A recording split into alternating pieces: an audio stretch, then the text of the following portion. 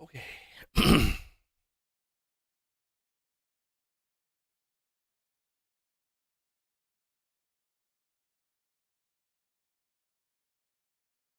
Welcome, welcome.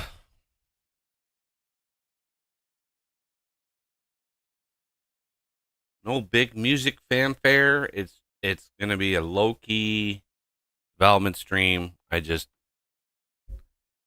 I'm not even really sure what we're gonna accomplish today or what the goal is today. But I wanna try to push forward and push through the blockage that I've had for vintage engineering here for a couple months. It's been tough. So we're gonna try. We're gonna try to make some progress, even if it's a little bit of progress. A little progress is always welcome. Um, so there's somebody reported again the issue with null uh null block entity in the electrical network. Um, I've been hoping that they come back with um, more details. Let me get to the repo here.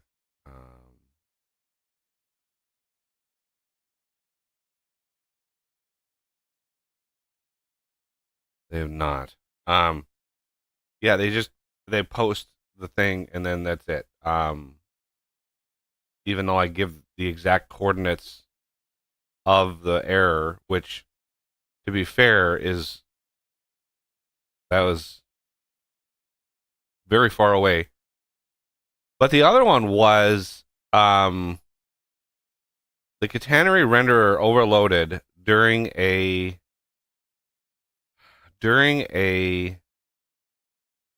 temporal storm, and it just spammed the log file with errors regarding the catenary renderer overloaded, and it was trying to render 5 wires.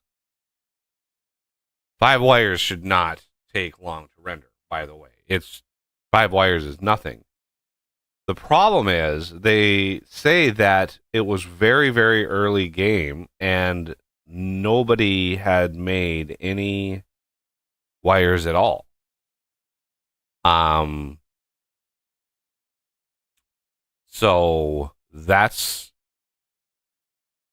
puzzling. Um, I don't even know how to approach that bug. For one, it was a client server thing. So that adds a wrinkle. Two, it was the wire renderer, which I'm not good at renderers. Give me an algorithm, give me something to grind in the back end, and I'll shine. Front end renderer stuff is I've just never developed those skills, or the mindset for that. Right? You have to think in 3 dimensions, and be able to like rotate shit in your head and be able to translate that into code. And I just, man, it's never. Those are not muscles that I learned to stretch when I was learning to code. Um, and because there were no, I don't know where the catenary renderer would have just like spawned in 5 wires. Um, unless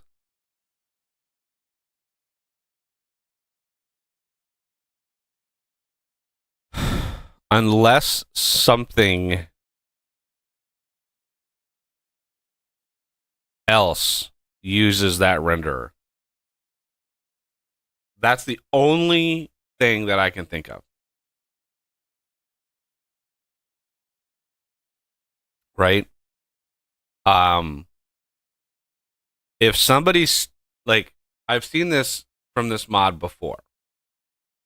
I've seen this problem. People have stolen code from this mod in mass. Like it's pervasive. The people have gutted parts of this mod and have just blatantly stolen chunks of code from this mod without ever changing anything in the code.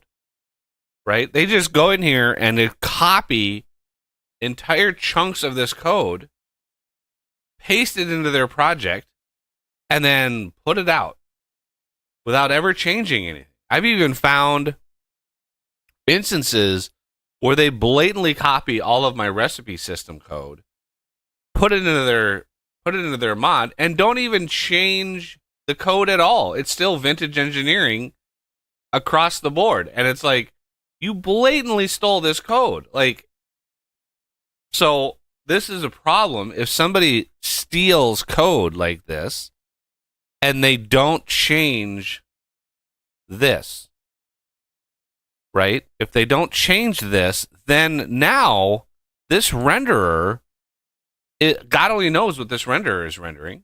I'm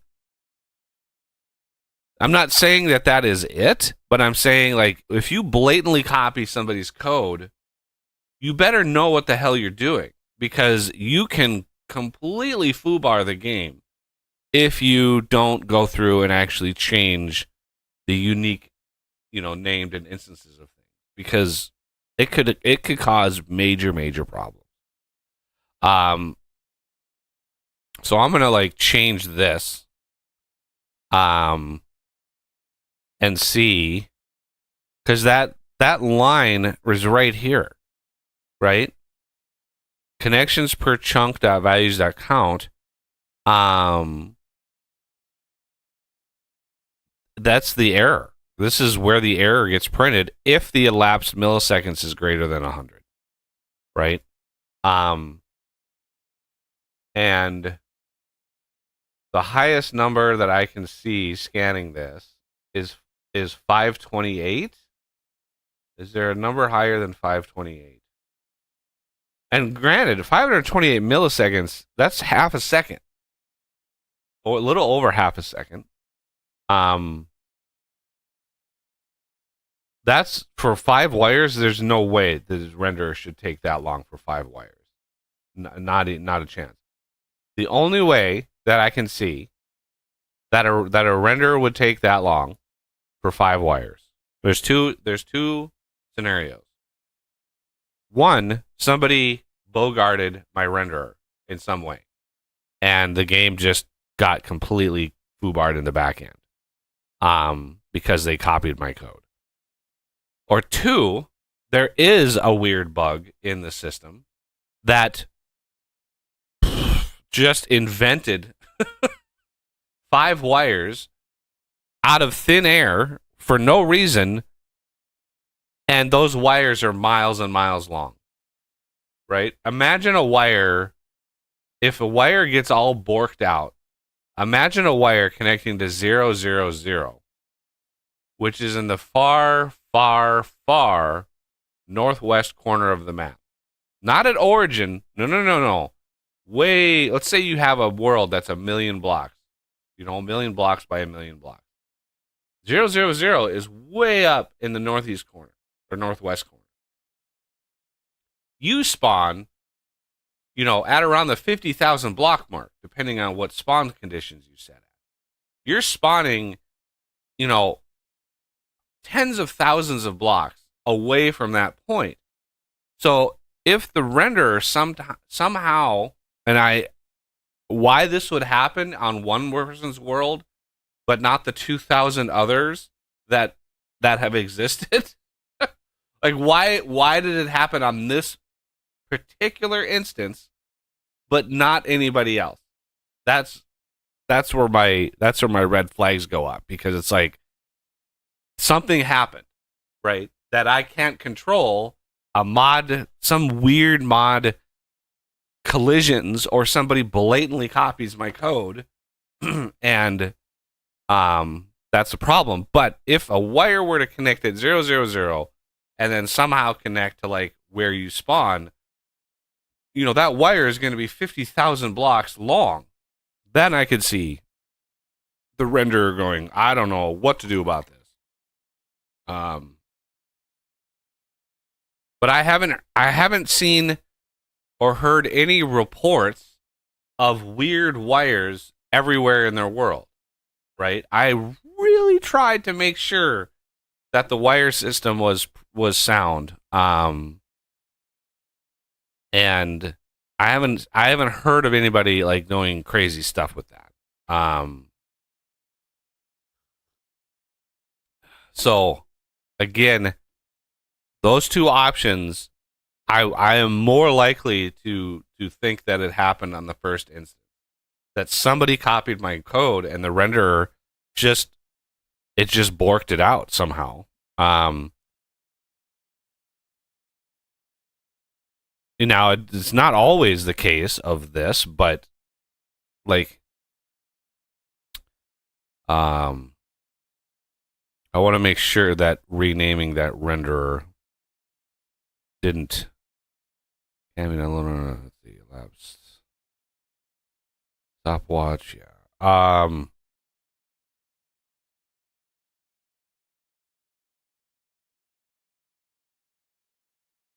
Low texture. Yeah, a lot of this code I struggled for weeks and weeks and weeks making this code work.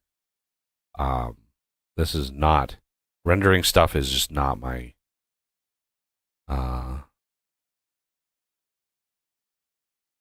it's this connections per chunk.values.count.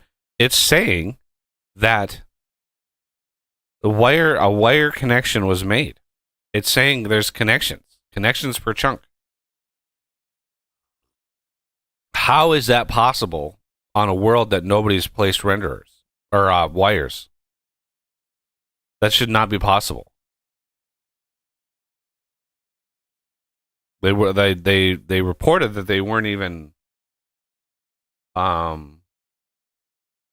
they were barely at copper. Yeah, barely had copper tools. So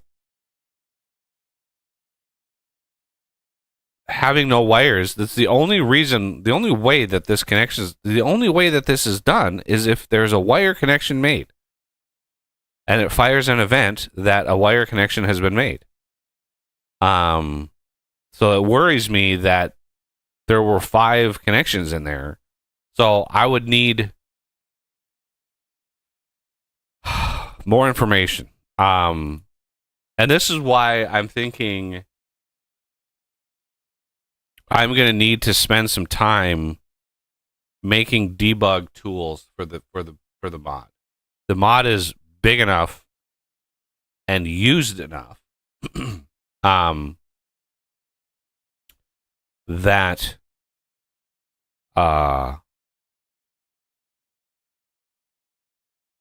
it would be helpful to have some debug. So in game you could pull up like a UI that would print, like it would just have all of the information, right? So like pull in the data in game of the connections per chunk and just be able to pull up like a tablet and have connections per chunk and be able to look at that data, because that is relevant to what this bug is, and I can't guess what's on their world. Unfortunately, the worlds in this game are so enormous. You know, you would have to like spawn in on your world and not move a muscle, right? Spawn whatever chunk you spawn in, just spawn in, let the world load, save, or it automatically saves, and then exit, and your world size is already hundreds of megabytes, right? Because it's just how voxel worlds work. Worlds that have,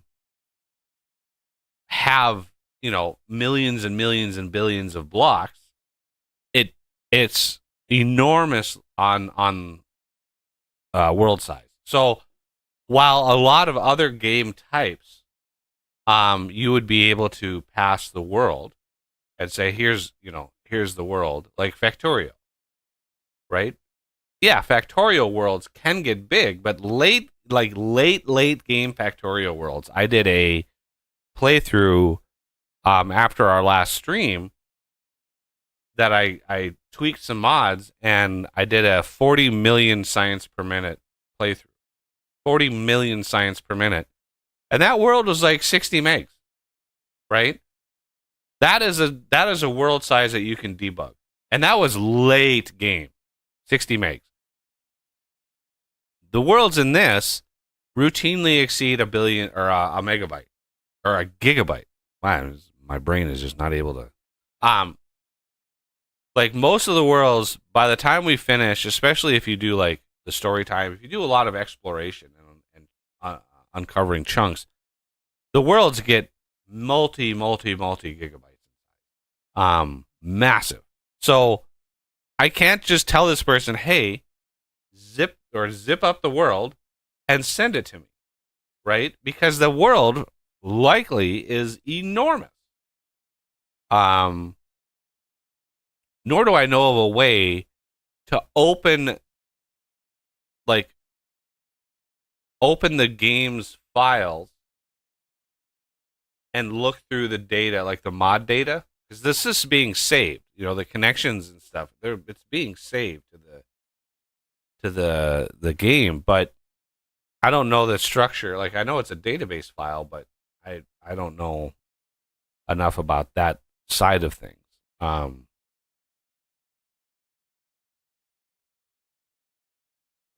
You know, being able to look at the data directly is one way, but being in the game and having that debug ability, and this is just one of the systems.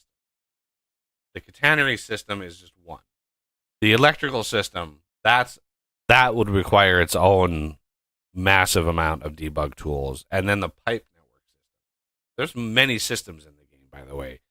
The pipe network system would have to be also done to be able to debug all of those issues. The number of weird edge cases in the game, I can't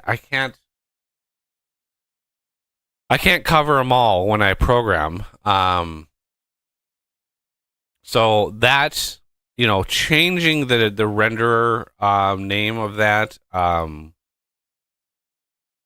you know, if somebody in some other mod copied this code, then we have conflicting catenary networks. But the fact that connection per chunk had it had 5 wires, that it should not have had that. Now I could break this apart and say, hey, what are the actual values? Right? Because this is just getting the count of the values. But what are the actual values? They're wire connections. But, you know, that's a pretty complex object. You know, multiple XYZ coordinates, etc. Like, I don't know. I'd like to drill down into that to see where the coordinates are of those wire connections. If it's in a fresh world, right? There, the adding of the wires is, I don't know why it would happen.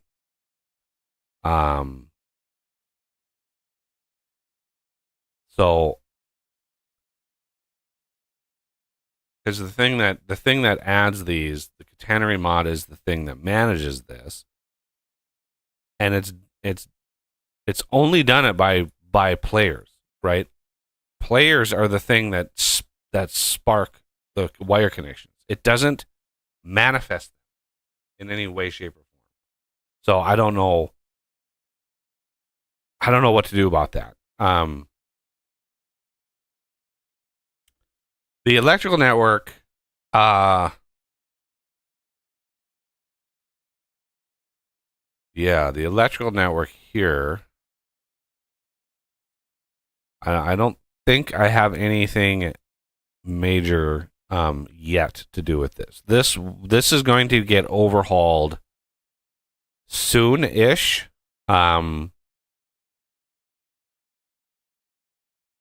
when we go for MB tier. So MB tier, it's the next tier of like tech for the mod. Right now, everything is in the LV tier. LV tier has been pretty basic this whole time, and it's been uncapped. So the LV tier allows you to move as much power from A to B as possible, regardless, right? There is no cap limit on the amount of power moved in an LV network. That has never been the plan for a permanent thing, right? There's always been the plan to limit an LV network. Because it's low volt, it's a very basic low tier network. The intention has never been to just let it run like infinite. That's just never the intention.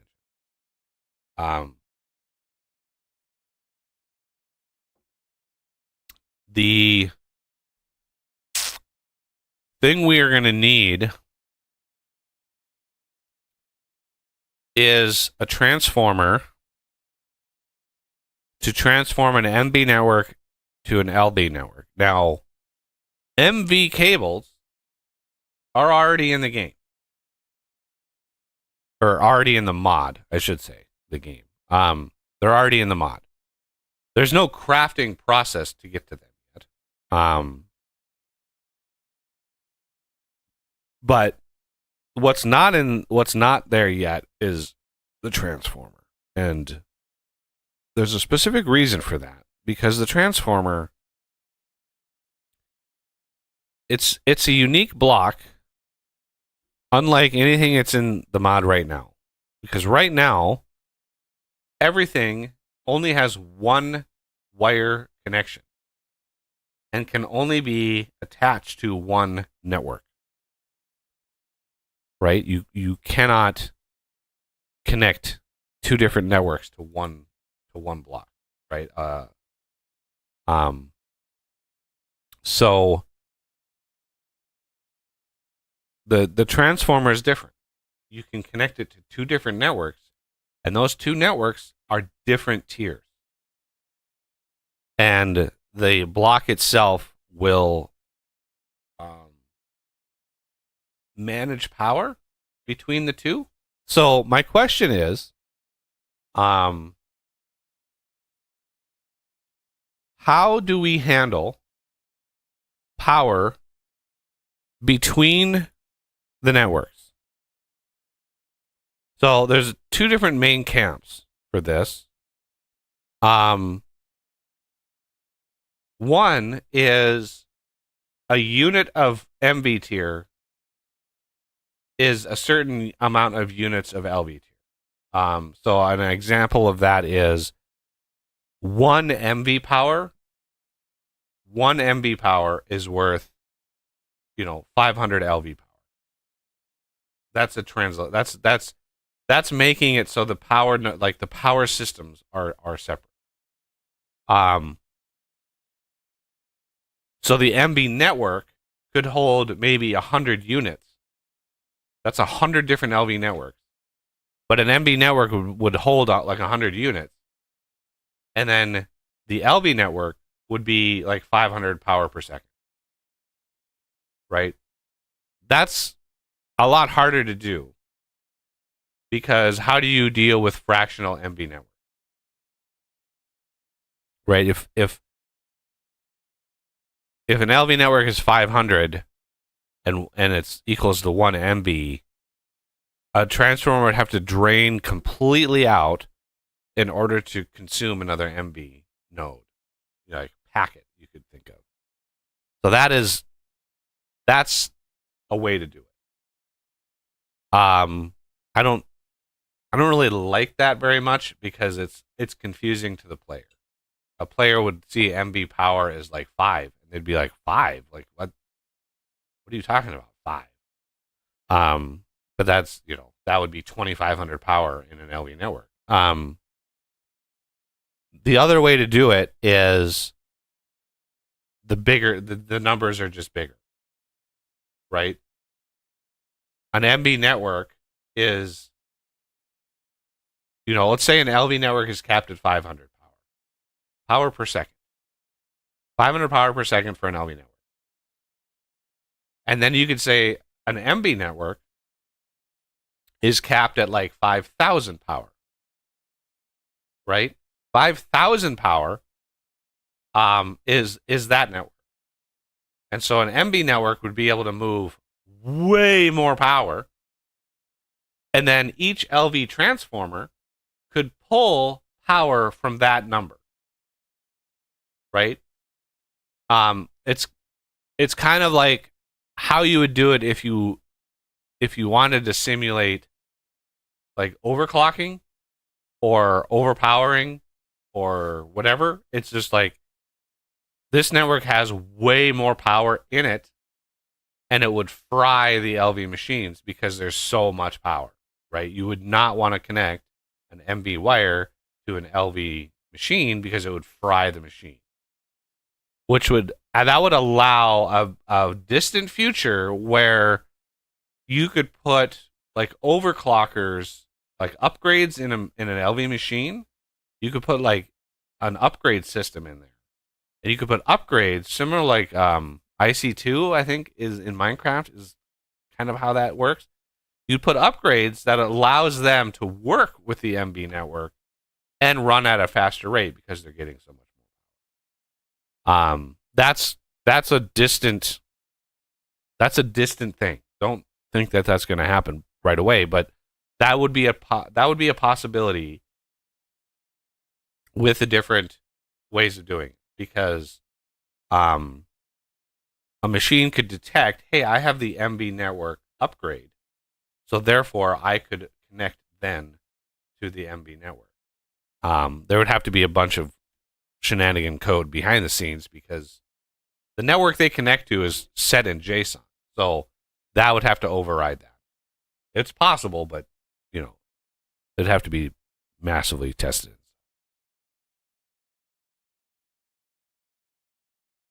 So I'm leaning towards numbers bigger. That's what I'm leaning towards, because that makes more sense to players seeing, the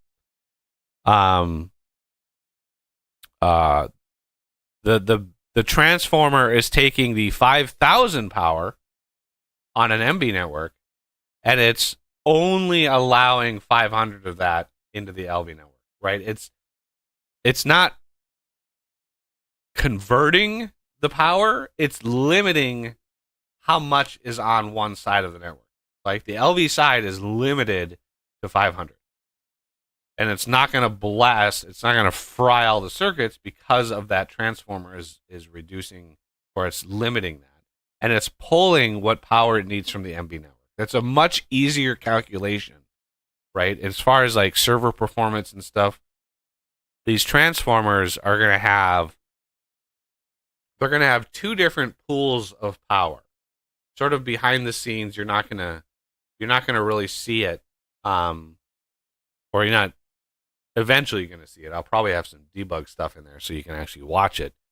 But there's going to be a power bar for the MB side and a power bar for the LV side, right? And the MB side is going to be pulling power just because of how I have the networks coded. There has to be a pool there. And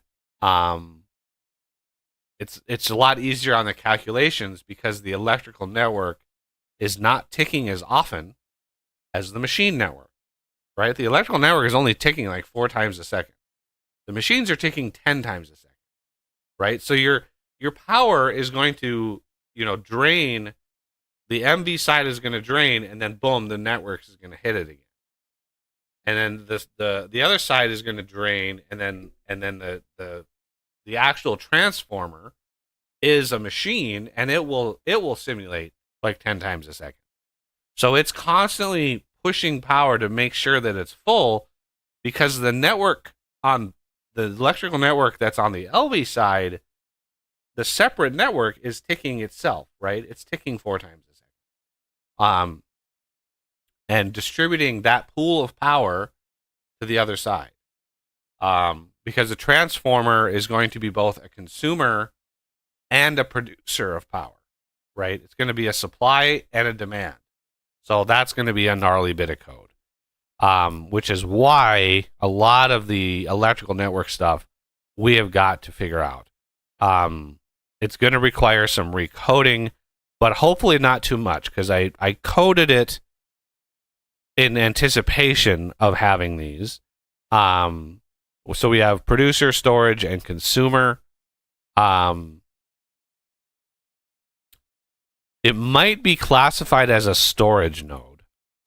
A transformer could be classified as a storage node, because a storage node, like a battery, is both a consumer and a producer. Right? So that could work, having it just be a storage node. Because you put a transformer on a network, it doesn't inherently know whether it's going to push power or pull power for the network. It's kind of a dummy system, just like a battery. Battery doesn't know. It just provides the power. So hopefully the code I have in here will work eventually. There'll probably be some bugs here and there, but anyway,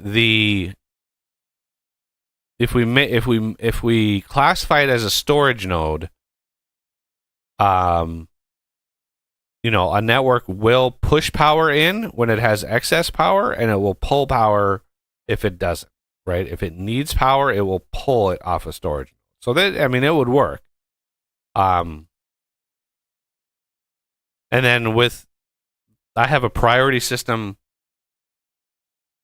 I basically have the skeleton of a priority system in the mod already. It's not plugged into anything. It doesn't do anything yet.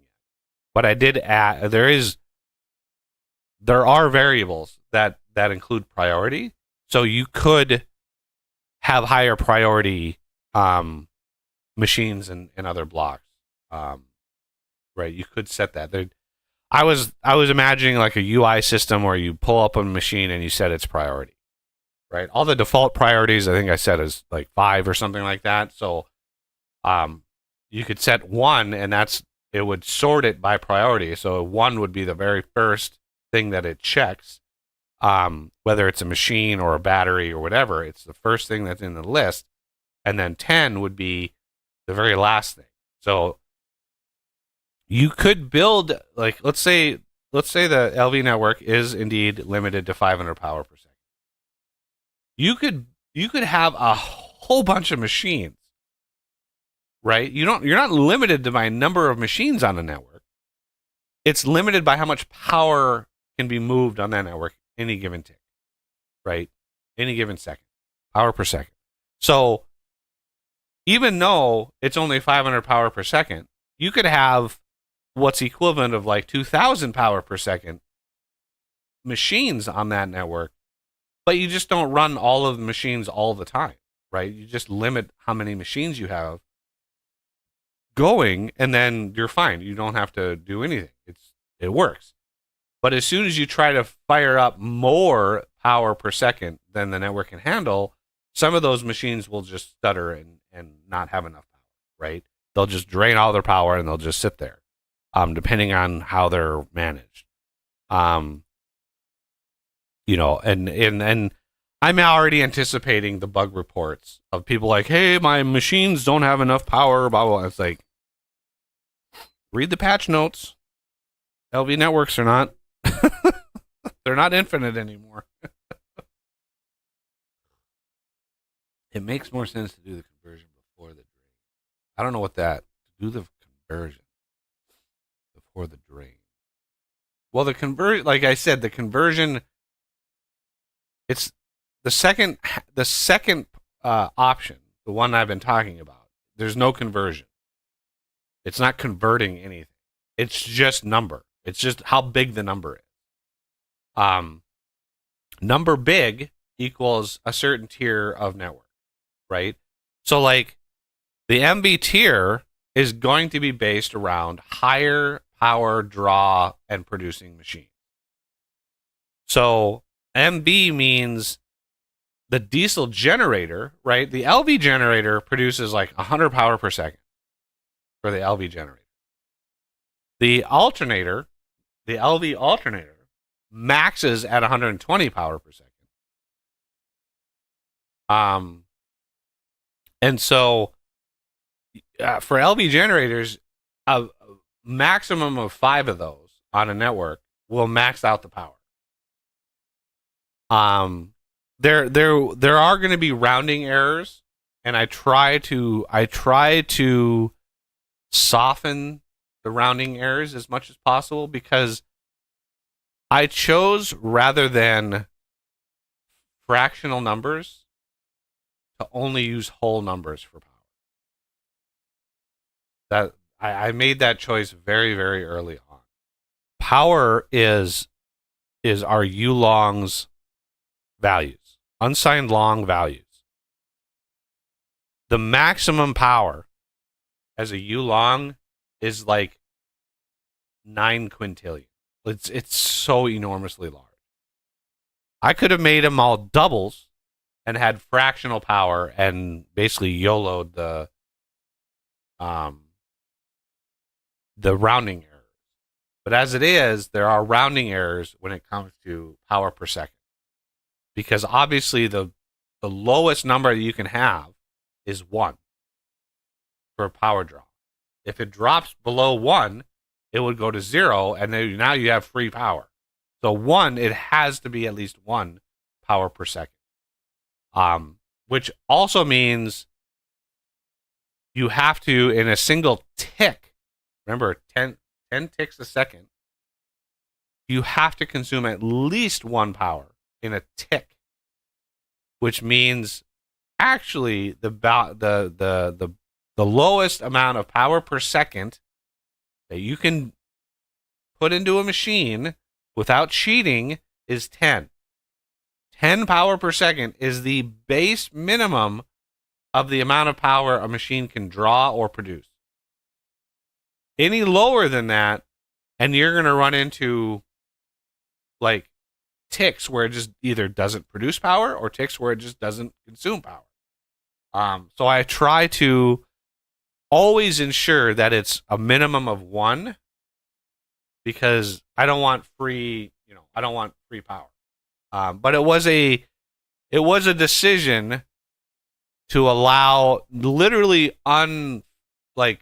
unlimited power on the high end, and kind of having a frustrating experience on the very, very low end, because there's no decimal points when it comes to power.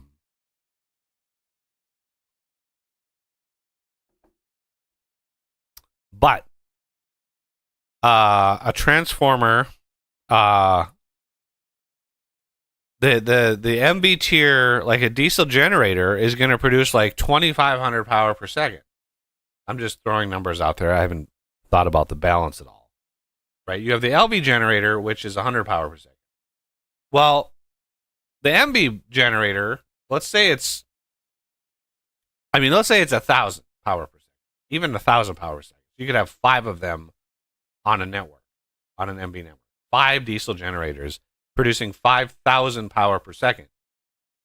Well, what is going to use that power? Well, the MB tier of machines are going to include a distillation tower, a pump jack, possibly some sort of like I don't know what you would call it, oil derrick to basically build pipes down to the oil well so the pump jack can pump it, blah blah blah.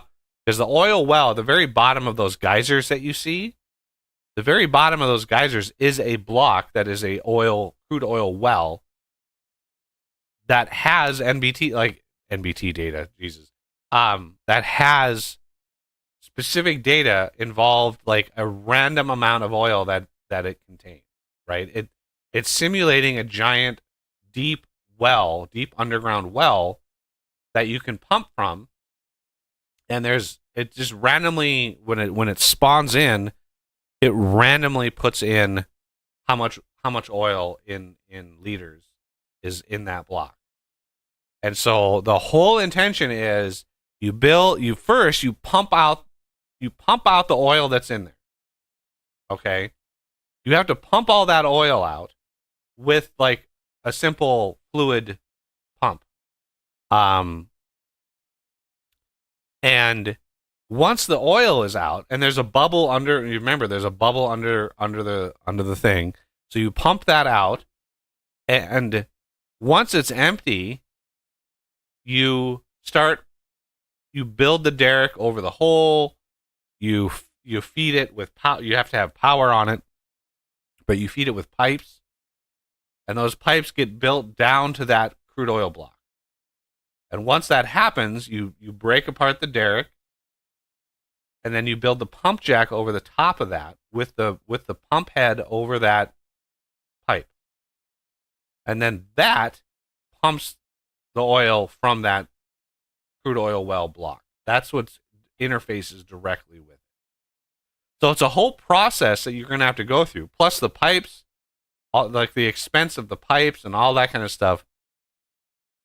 The purpose of that is to get access to that oil, because the amount of oil in liters in one of those crude oil nodes is exponentially more than what was in the loose oil that you pumped with normal fluid, right? It's so much bigger. So it allows you to have, readily access to that. Well, the pump jack then gives you access to that, and you pump the oil, and then you have to distill the oil, and you create all the products, and that can have varying degrees of complexity. I haven't decided. Like, I would love to be able to interface with the community in some way to actually get feedback of what people are actually wanting out of that system. Right? Do you want a super complex system? Do you want a simplified system? Do you want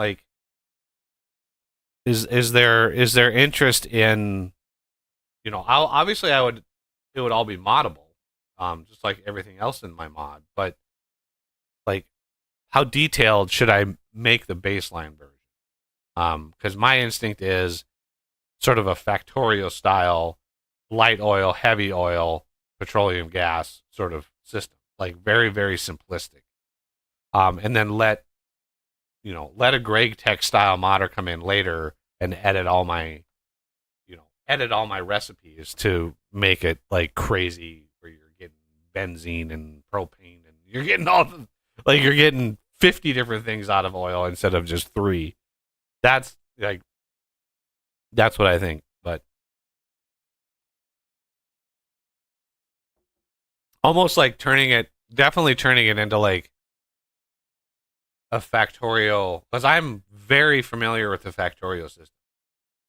And I've never had a huge problem with the oil products in Factorio, right? It's very straightforward, very easy to understand, and gives you a finite number of things to use.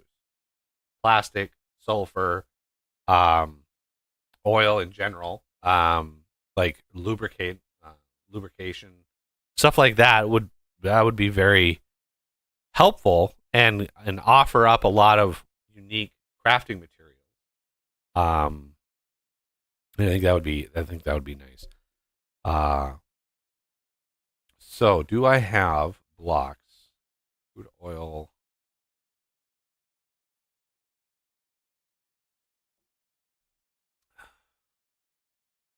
Because this is definitely going to need a special block, this transformer. I don't think I have any of that in here yet. As far as the multi-block stuff goes, if somebody's wondering, I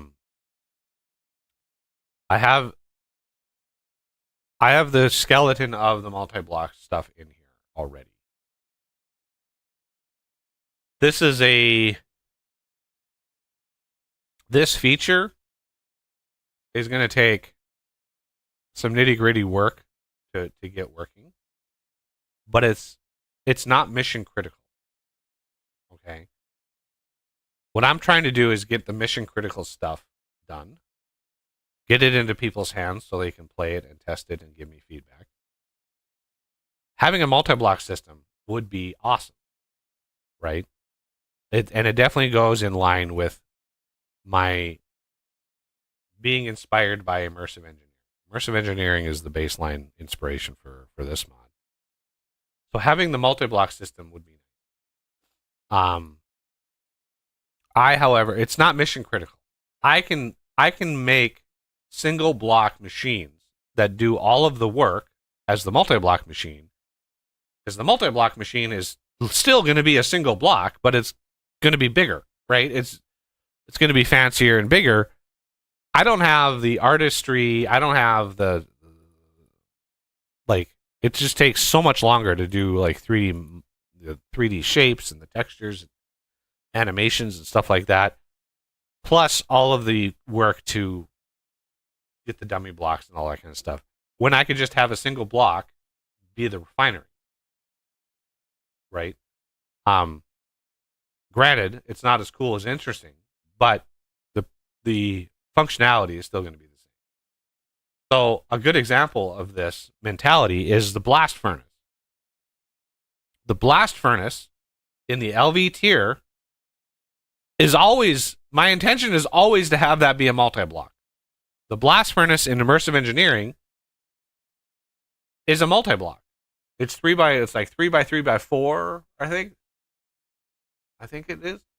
Um, so the blast furnace is a multi-block. So my intention is always that the blast furnace in the mod is will eventually be a multi-block. But I don't have any of this multi-block code. Similar to the creosote oven, where you have a multi-block, and it's a really simple multi-block. So the creosote oven is intended to be the prototype to test and refine and get this working.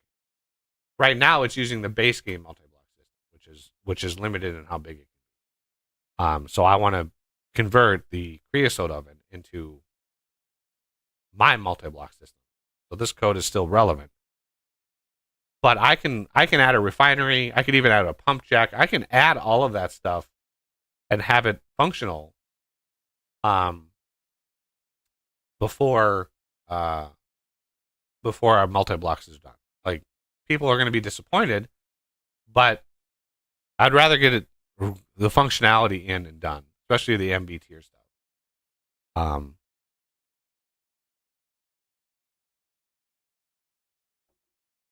I need to use the bathroom right now, so I will be right back.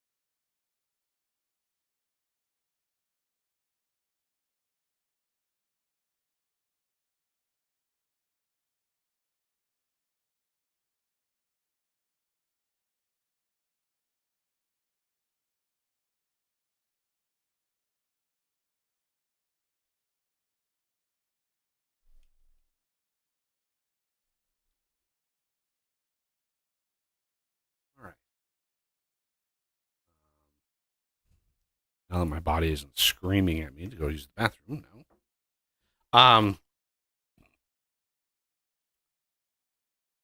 Transformer.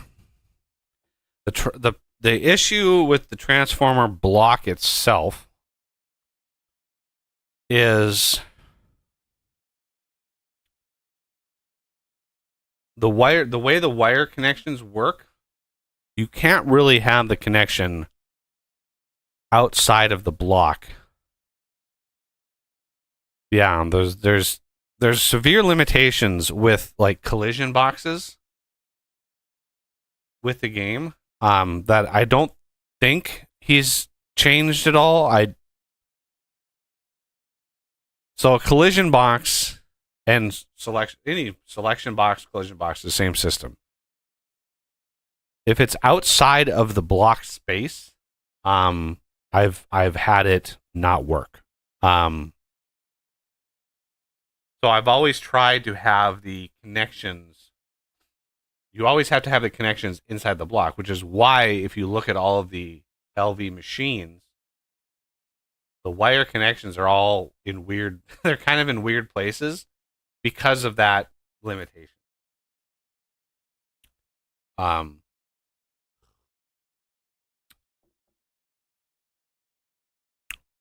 Okay. So if we open the model editor, do I have programming, vintage, engineering, mod, assets, shapes, block. I mean, I have a transformer in here. What does that look like? Model editor. It's in here somewhere. There it is.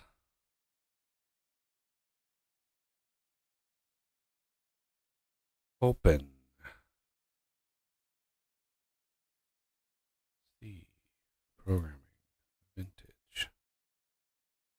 Vintage engineering. Mod assets. Shapes. Block.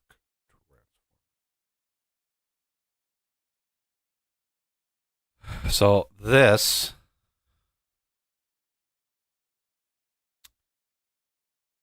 is the baseline of it.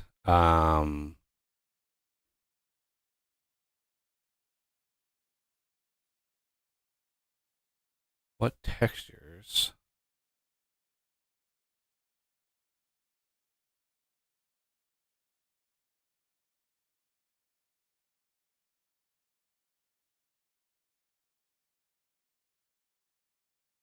Dun, dun, dun.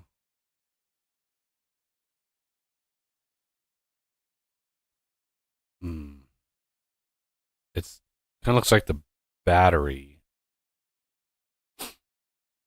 So I needed the design. See, I'm not a 3D guy. This is really one of the things that slows me way, way, way down. This is not my skill set. Is managing this stuff.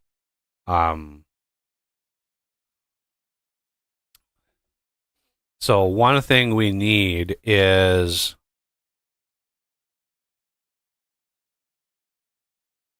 we need the top.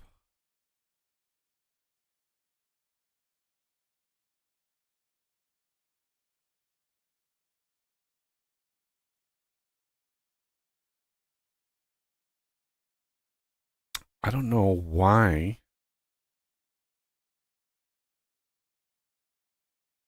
Dark mode. There we go.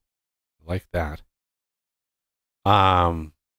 Where is the texture base path?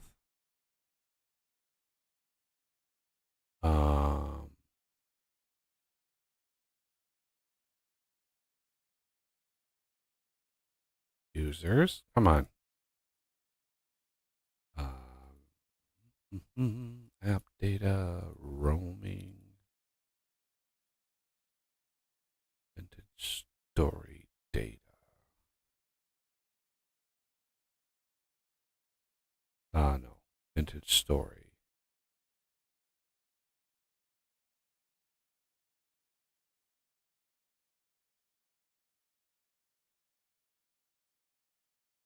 Okay, that didn't work. Assets, survival, textures, open. Really? There's no textures at all on this?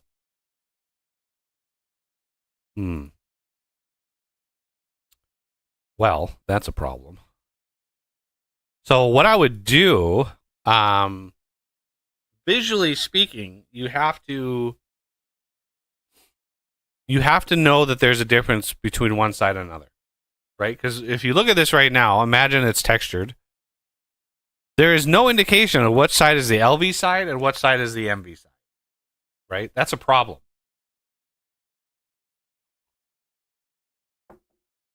What I was thinking, I wish I had a way to sketch, like freehand sketch. I have never been able to afford tablets though, but I would love like a tablet that I could just like. I would be much easier to sketch something on a tablet than using a mouse. Because the block, the actual shape, it can be bigger than a block. It can. Um, it's a lot harder to manage, like making it look like it's mounted on a pole or something like that. Like I would like its functionality to be able to do that. Um,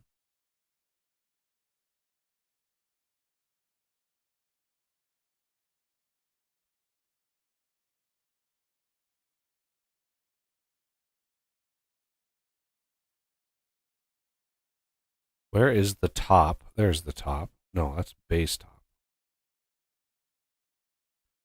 See, the fact that these are the same height, that's the problem. I mean, if anybody has like skills doing this, then I would love a little help. Where is the top of this? Okay, that's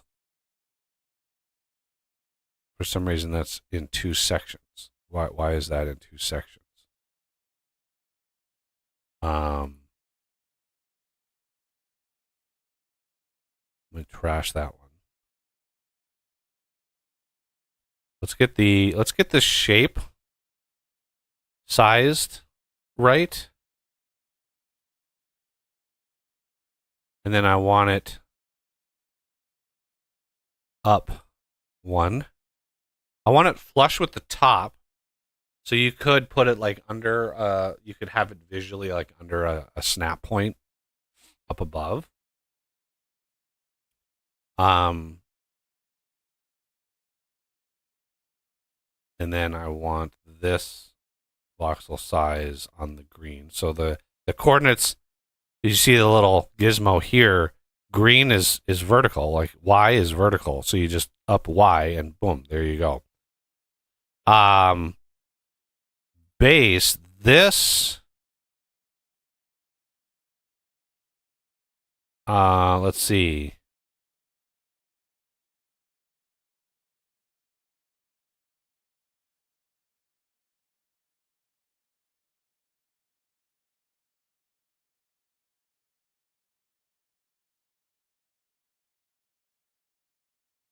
Okay. And yes, this is one of the reasons why all of the stuff in the mod um is pretty simplistic because this is just not my forte. This is not my skill. So what we want here, if I go thicker, drop, drop, drop. Okay. Now this is a issue. Well, the bottom is fine. The top, however,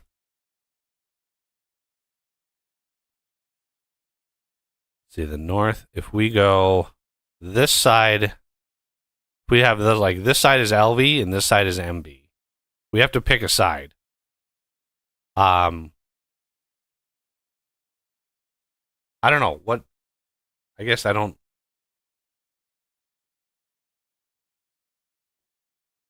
study a lot of what transformers look like. Electrical transformer. No, I don't want videos. I want images.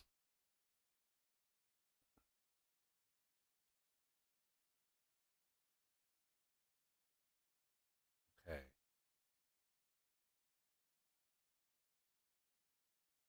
I mean, there's big ones. There's small ones.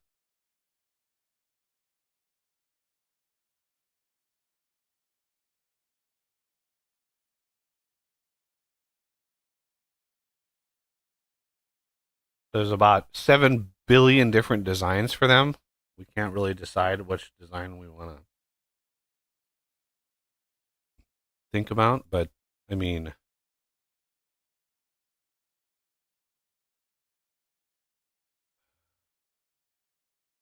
so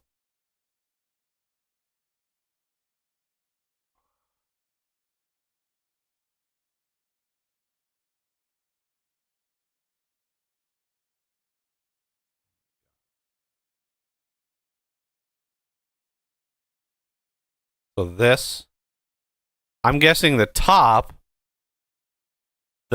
is like the main power supply, and then the sides, I don't know why there's 3. Like, why are there 3 different outputs here? Are these ground? Are these grounded wires here? Those must be ground wires or something, because they're connected into this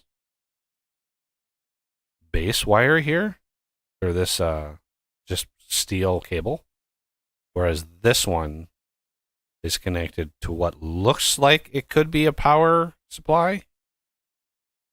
Anyway, this is one option.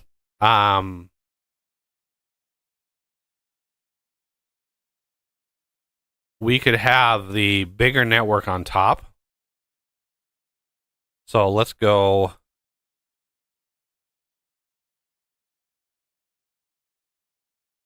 Where is coil frame? There it is. So if we go there, we say this wire connection here is going to be center top.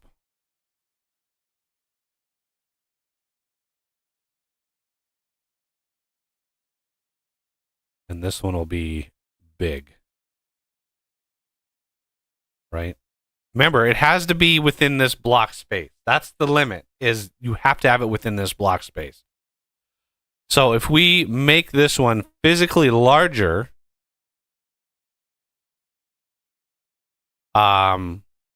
centered in here, we could even make it taller. It's still within that block space. I'm a little less inclined to do that, though. How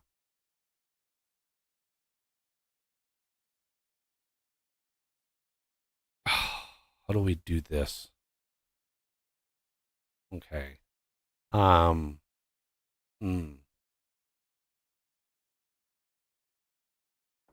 What's funny is developing the mod. What's interesting is I run into a chicken egg situation all the time. Do I do the code for the transformer? But I can't test it because there's not a block for the transformer. Or do I do the block first and just guess at what the code is going to look like? It's like, which comes first, the actual shape block or the machine, like the code? And when I learned in doing all of the machines, I can do it way faster if I have the machine ready to go to just plug it in. Right? When I talked to Quentin for QP Tech, and he was like, "Yeah, go ahead, take it over, use all the shapes." I was doing 1 or 2 machines a week. I was like adding them in and doing the code, and I had everything ready to go. After polishing the model a little bit, like I was able to just spitfire fast, like just go through them really, really fast. But when I run into a situation like this, where I don't have really anything to work with, like in the engine, it really slows me down because it's like, okay, now I've got to actually make the thing and do the thing. And um, so the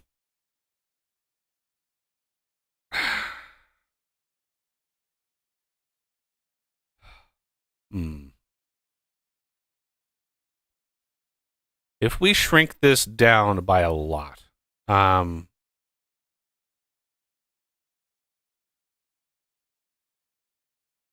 because one of the things that I'm seeing is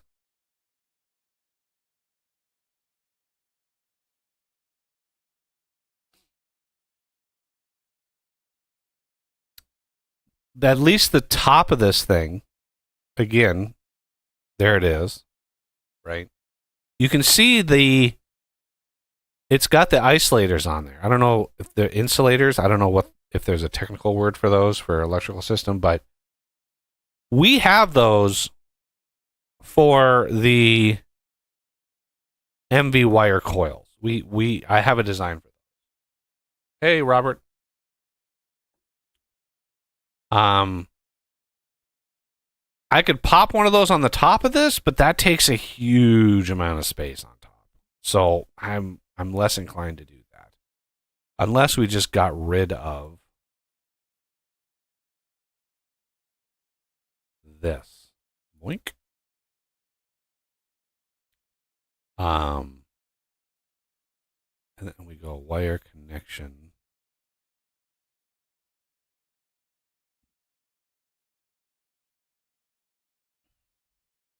So let's see.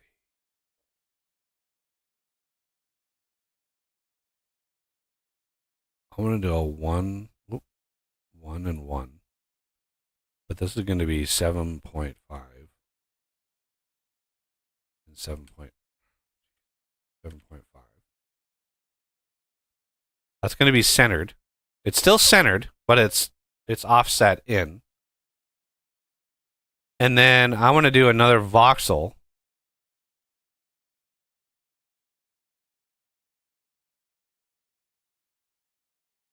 This is going to be uh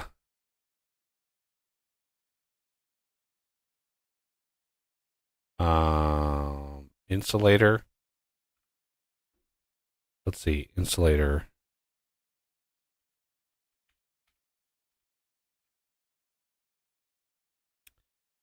We are going to reduce this. Nope. Oh, right. This goes down. This has to come up. And then this is going to be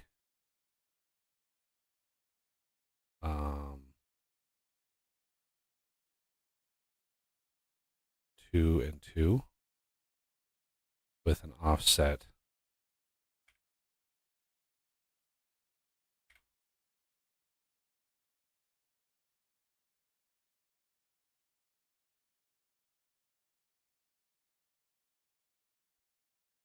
Like that. And then that will be sort of like the glass insulator. Quartz, I think I have it set at. Because remember, we still need this to be offset down here.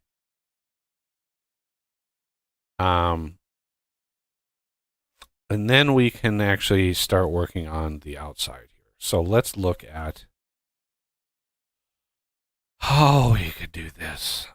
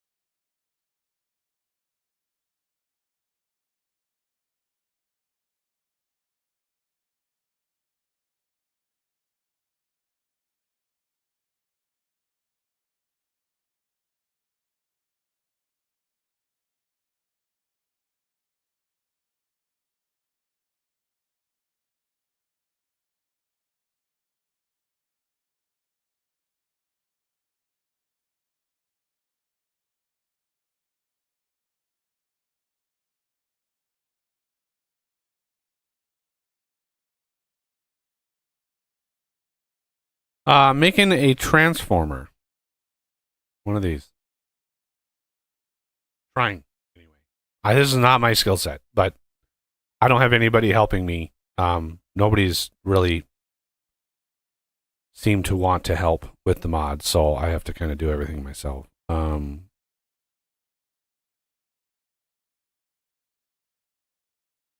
Okay, so the top.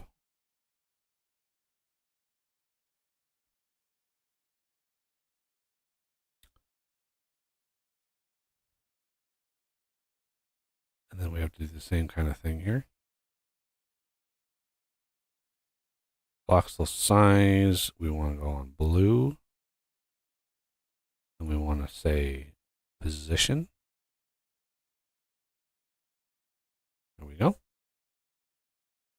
And then this wire connection, we are going to move down.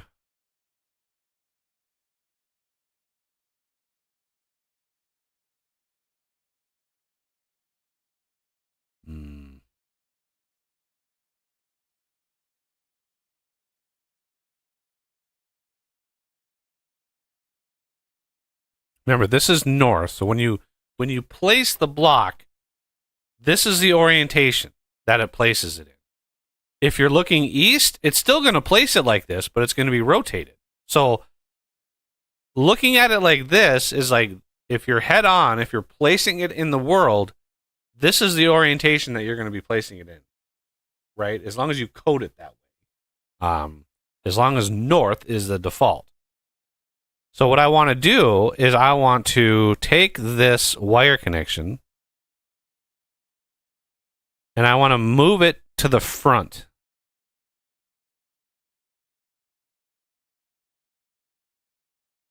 Okay.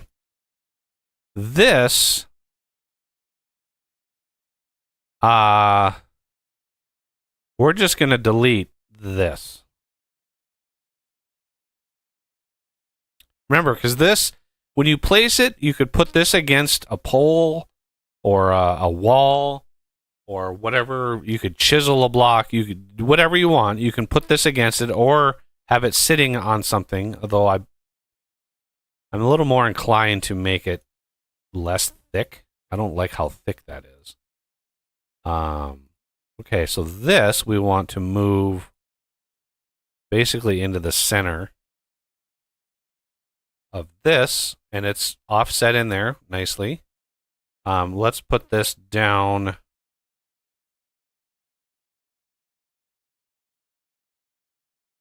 in the middle. And then we want to offset this 0.5. 0.5. Because there's 16 voxels. 16 by 16 by 16 voxels. So there is no exact center. It's you're in between two. Okay. So there is the LV. So this is the MV. This would be the LV connection. The base I want to have less thick.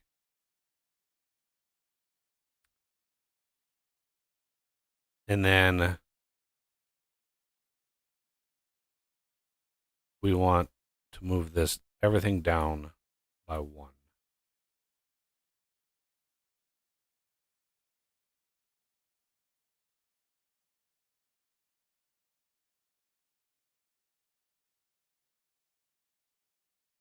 Like that. Okay.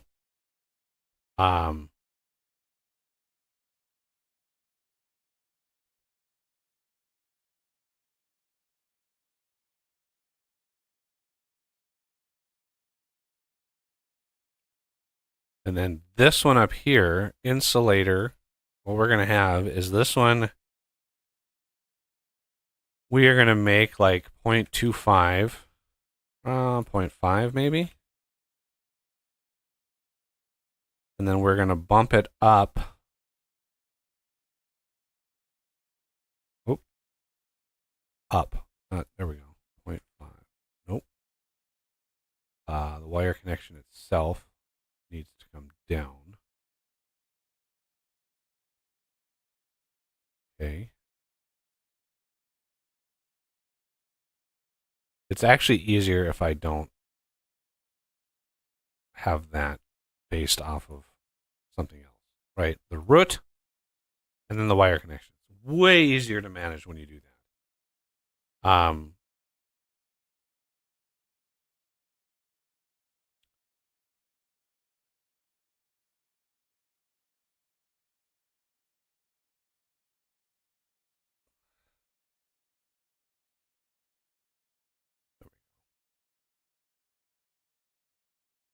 And then the insulator, well, what I'm going to do here is I'm going to copy and then push down to like 12.5.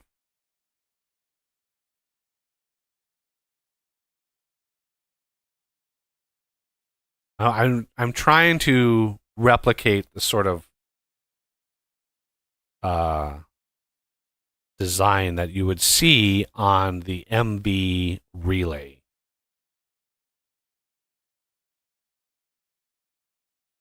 And so the core of this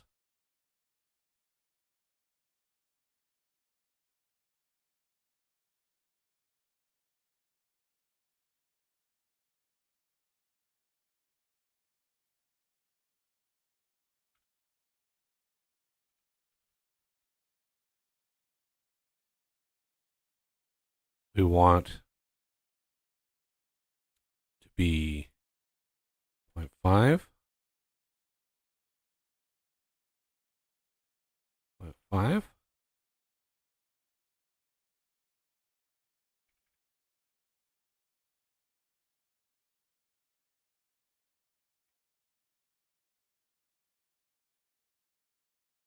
Okay, so texture wise,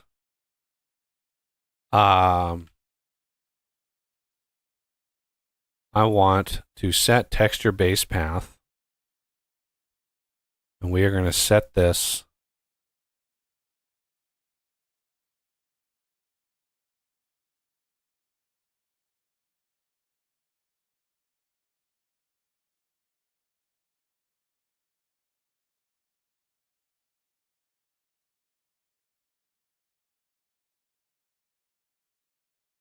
okay. So wire connection, we are going to do image import. It should set me up already here. And then I have a gold. This is kind of my standard wire, like every one of my machines uses this. Okay. So there's your gold wire connection. Very easy to spot. Now the insulator image import. Let's see what I'm pretty sure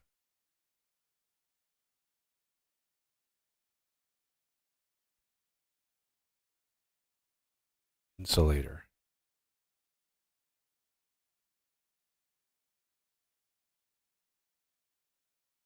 Uh,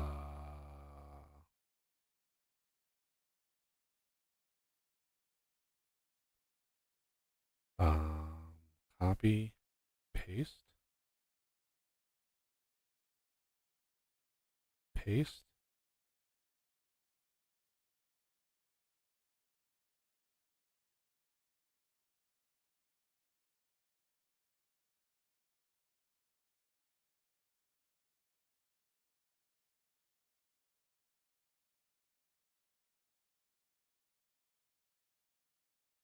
Okay.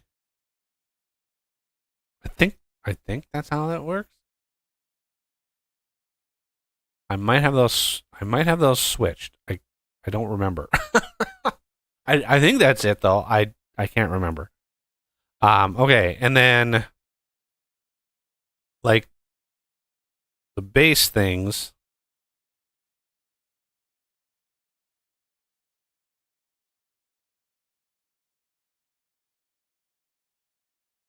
Image import. Let's go back to vintage engineering. Textures. Block.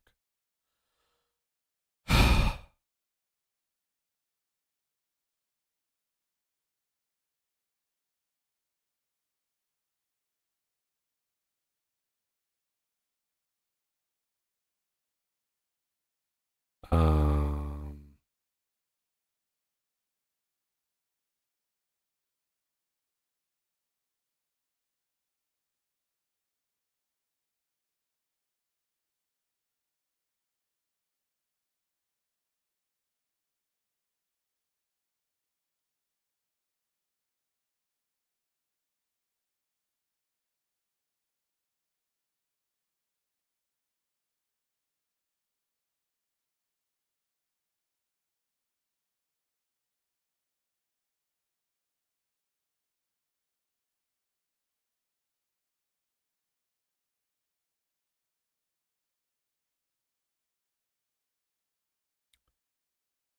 hmm.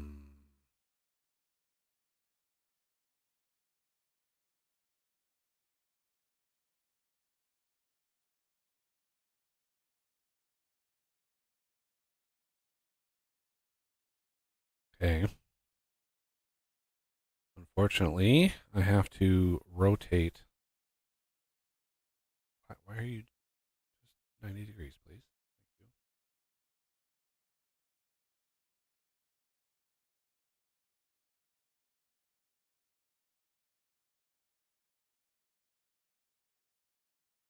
you. Okay, and then I want the east and west face.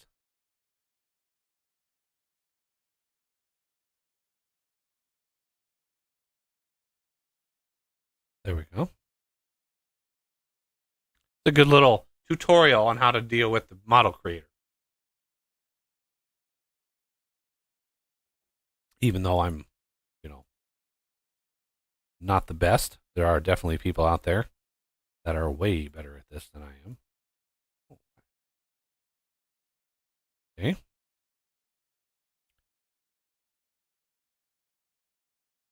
East. Why? I don't know why it skips the whole. Right. I wanted to just go one notch. I don't want it to go whole thing. I wanted one notch. East, west, north, south. There we go. And then we go here.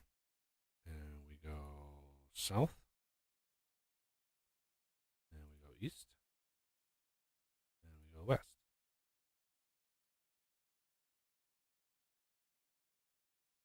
I mean, I know this is not like um what transformers look like, but you know it is what it is. If somebody out there wants to help and assist, that would be awesome. But remember, there are limitations to what you can do. And there. So that is that. Let's grab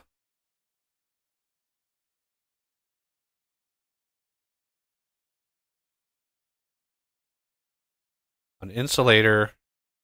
We're going to copy position. We want the voxel size. We want this to be 2. We want this to be 0.5. And then we're going to drop it down. And then we are going to push this out.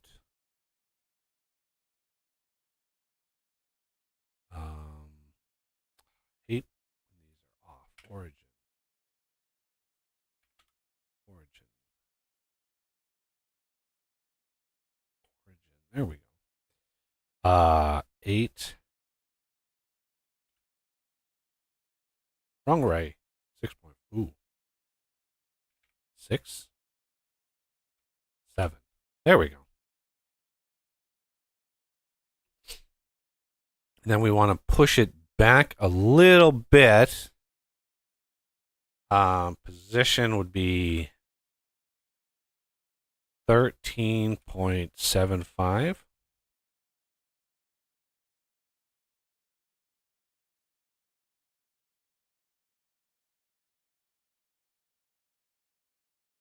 So I don't know, is that obvious that this is like the higher tier and then this is the lower tier?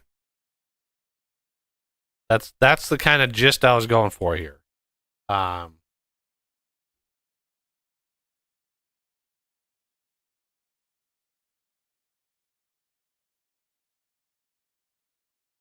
Thanks, Robert.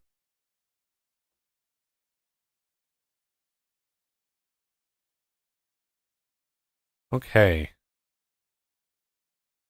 So, yeah, this would be the MB connection, and this would be the LV connection. And the transformer for the next here, HV, well, I'm hoping by then we have the multi-block system. And we'd be able to have like a beefy like one of these. That's a pipe dream. I would really hope to have something like that for the next tier. Just something crazy big. Or even something like this. Right? Just insane multi-block, like a 2x2x2 big like thing. I hope.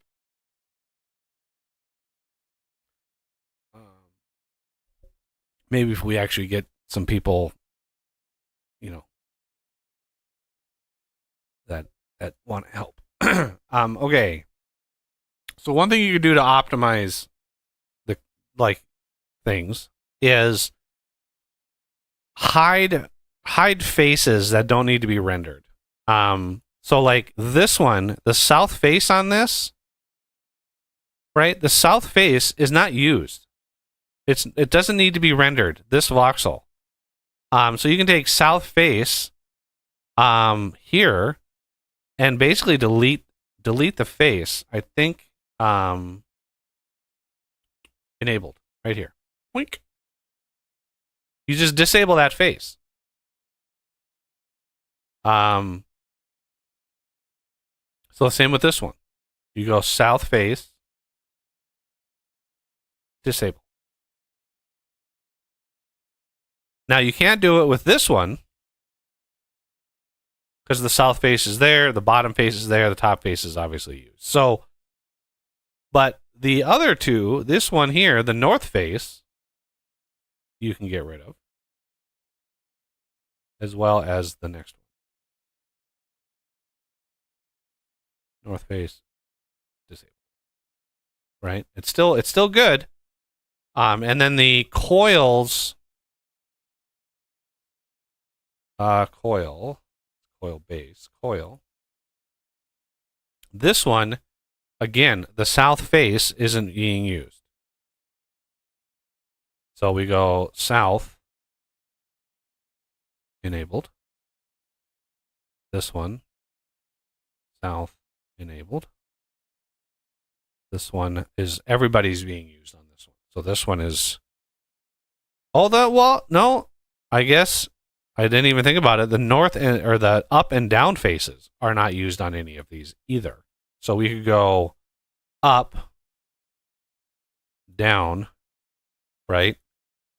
Then this one, the same thing. Up. Now I wish there was a way to like speed this up this process, but we want to go up and down like so. And then this one, the north, the up and down. And then the last one, north, up, and down. And then wire connection down.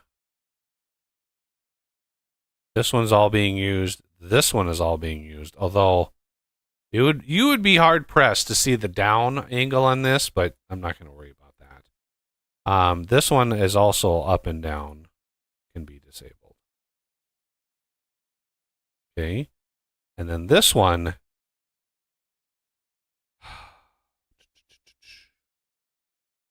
I mean, the north face can be disabled. That's about it. And then the last wire connection.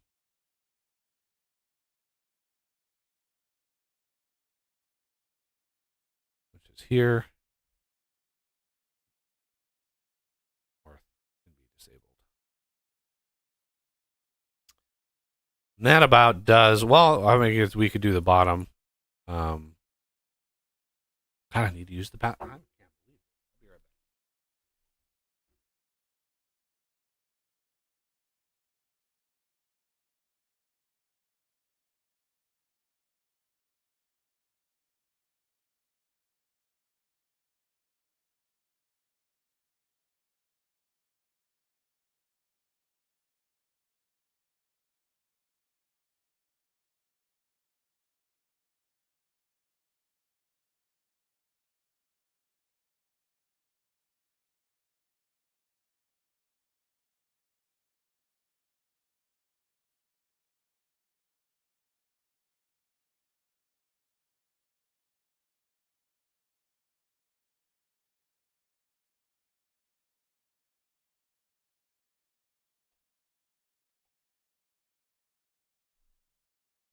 Okay. Yeah. Then I hear I drink some.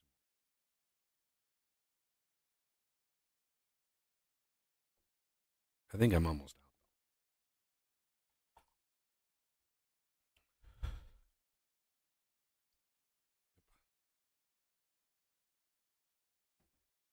out. Okay. We have a workable thing, right? We have a workable thing. Now,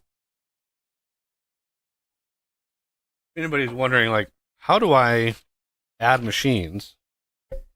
Well, first thing you want to do is you want to make note of the coordinates of your wire connections, right? So you have wire connection 1. So let me grab a fresh pad of paper. What is on this pad?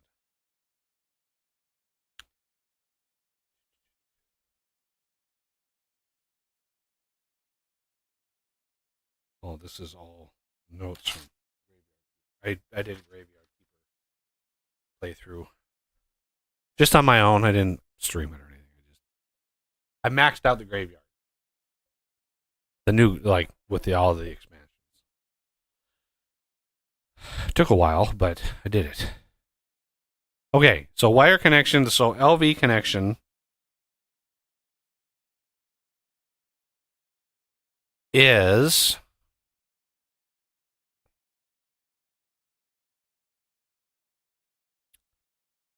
7.5, 7.5, 14.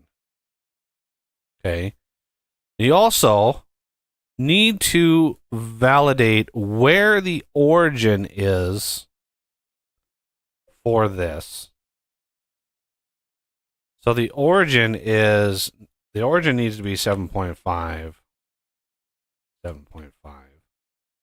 Okay, so the origin you can see, let's highlight this here, is in the bottom left upper corner, right? So when you're setting the collision box or the selection box, which is the same thing, you're drawing a box around that's 1 square away from that origin going back. So this is why this is hard to explain without visual aids. Because that is on the bottom back upper corner, right? Imagine in your mind you're taking that square and you're just 1 voxel away on all sides. Well, that's done by offsetting, by setting the coordinate, the initial coordinate, the first coordinate. You want to go up, over, and down 1 voxel, which means, right? Which means these coordinates need to be offset to 6.5. That's to the west. That's to the left one. That's 6.5. Then 6.5, which is down 1. Okay, so down 1 is 6.5. And then the blue is north-south, right? The north-south row. You want to go back 1, so that's 13. Right? So that is down, over, back 1 voxel. For the other coordinate, right, you want to take that original position and remember it is the bottom rear left corner. So when you offset the next coordinates, you need to go 2 voxels because 1 offset, if you go 8.5, 8.5, 15, that's the upper square of the voxel. That's this square right here. This little square or this little corner is that coordinate. You need to go 1 more off of that to get the bounding box because the wire, when it connects, the code that I have, it takes the center point of that box and that's where the wire like visually connects to, is the center point. So you want that box to be centered around the wire node itself. That is how you get that visual connection to look right. Because I just take the center coordinate of that, and that is where that wire connects to. And so for the other corner, right, you want not 8.5, you want 9.5, right? Which is the red, so that's over 2. We want to go up 2, so that's again 9.5. And then you want to go forward or towards the camera here, south 2, so that's 16. So that's exactly right on the edge of the block space. So that is kind of how you do that. And then you take those coordinates, right, the 6.5, 6.5, 13. Each one of those, because there's 16 voxels, they're multiples of 16. So the best way to do that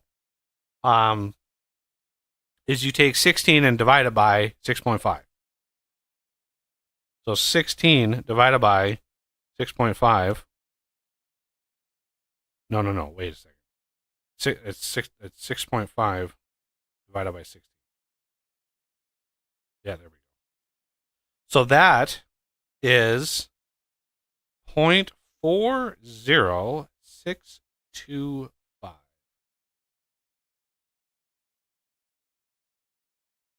And then 13 divided by 16 is 0.8125. So then you take 9 divided by 16. Or no, that's 9.5. 9.5 divided by 16. That is 0.59375.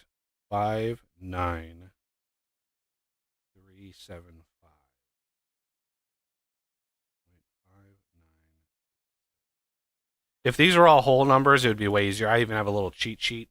I have a little like note, like a little marking of all of the multiples of 16, right? So 1, 2, 3, 4, 0.0625, 0.125, 0.875.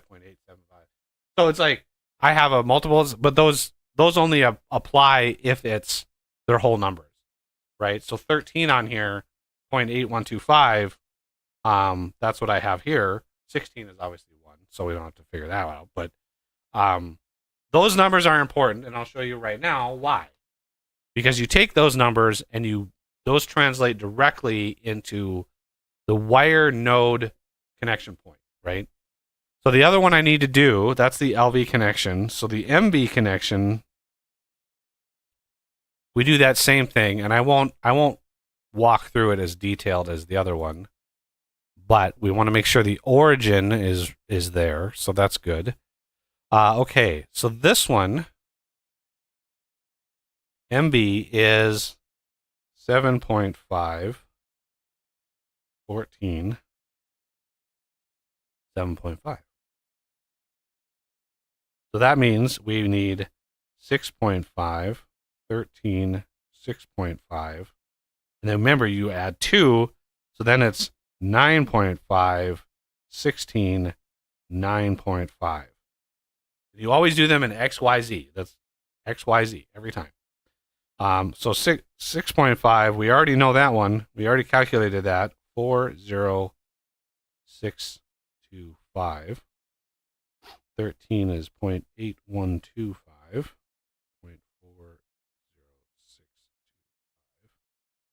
9.5 we already calculated.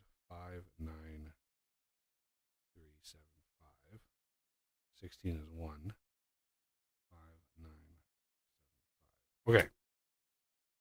We actually, it's funny, we all of those values we already calculated for the other ones, so it actually works out. Okay, so that we saved that, and this is effectively done. Well, it's as done as I'm going to get it. So we're done with this. And then what I want to do is I want to make sure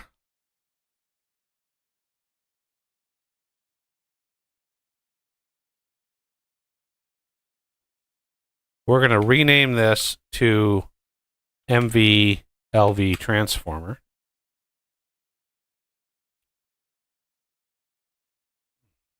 Okay. So you can see it's mapping the absolute, right? It's mapping the absolute coordinate, or the mapping to that texture, which I don't like. So we need center and insulator. These are under game.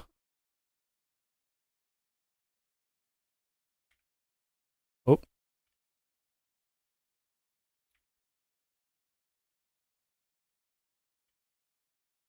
Or no, they're not game. It's let's get it's base, I think. No. Oh God, my brain is scrambled. Liquid.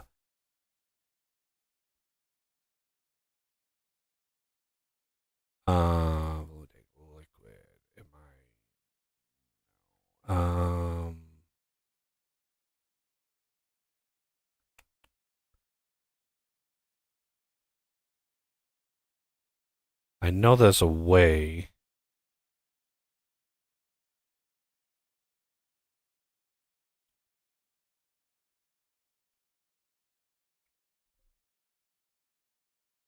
I think it's this.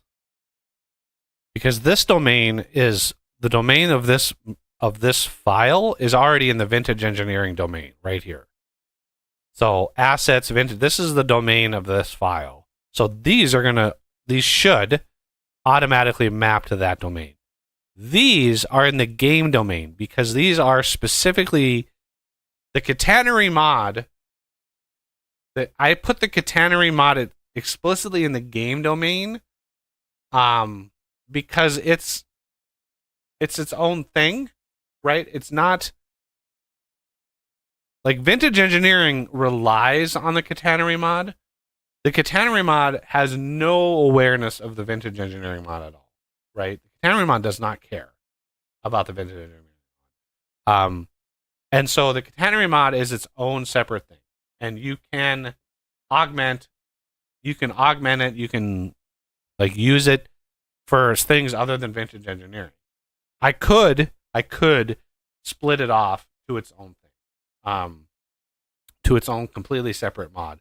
But it's so much easier debugging problems and all of that when it's incorporated into the one project, because it's going to be a nightmare to debug if it's a separate code base and there's an error in it. Like when I'm debugging this transformer stuff, like it's really going to be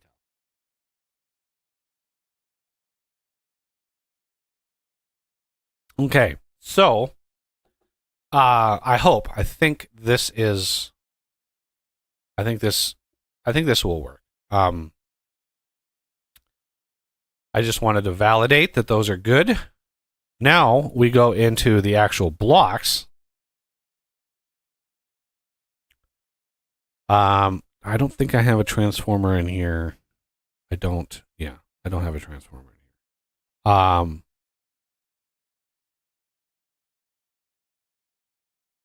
And I don't have it in here either. So, how do we add the transformer? Well, I'm gonna grab. Let's see. What would be a good machine to to copy and paste here?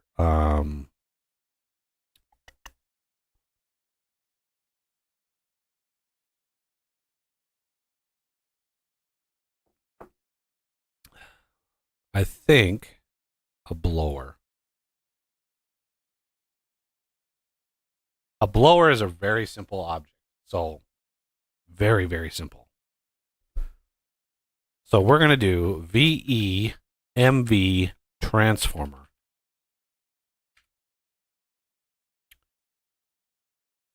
And then open with code. So, this is going to be VEMV transformer. Class, we're not done with that yet. Entity class, we're not.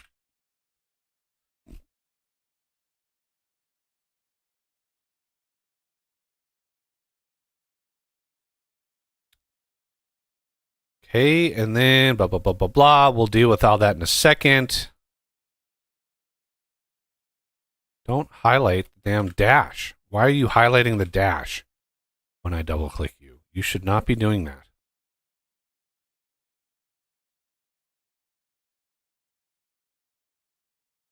Like, it's highlighting the word there, but when I double click, it highlights the whole thing. Like, what? Okay, so this is the shape, right? This is what we need to go to the shape. When you use the name of the file, so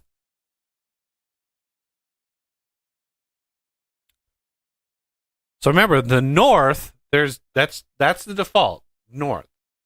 If the player is looking in any other direction, that's where you get the rotated. You get it rotated, and that's 4 separate blocks, right? It's the same. It's essentially the same block, but because it's rotated, it is technically a different block because it has to rotate all of the things. All right, so that is again a very, very basic, very, very basic creative inventory. Grab that and let's give that.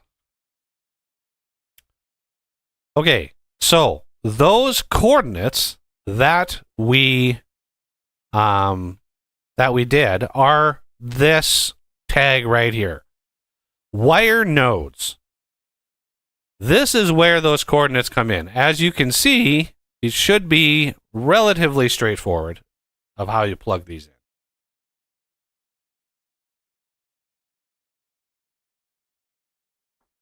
So X1 and Y1, like XYZ of 1 and XYZ of 2, those are those 2 coordinates.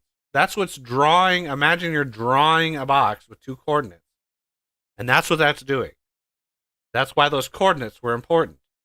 So the first one is the LV connection. And again, this is the first block that I'm going to be doing that has 2 connections. So it's going to be gnarly. There's going to be bugs and crashes, and it's going to be bad. But we want to do the LV connection first. Max connections 1. X1. Again, we're going to do 4625. That's actually exactly what we need. Y1 4625.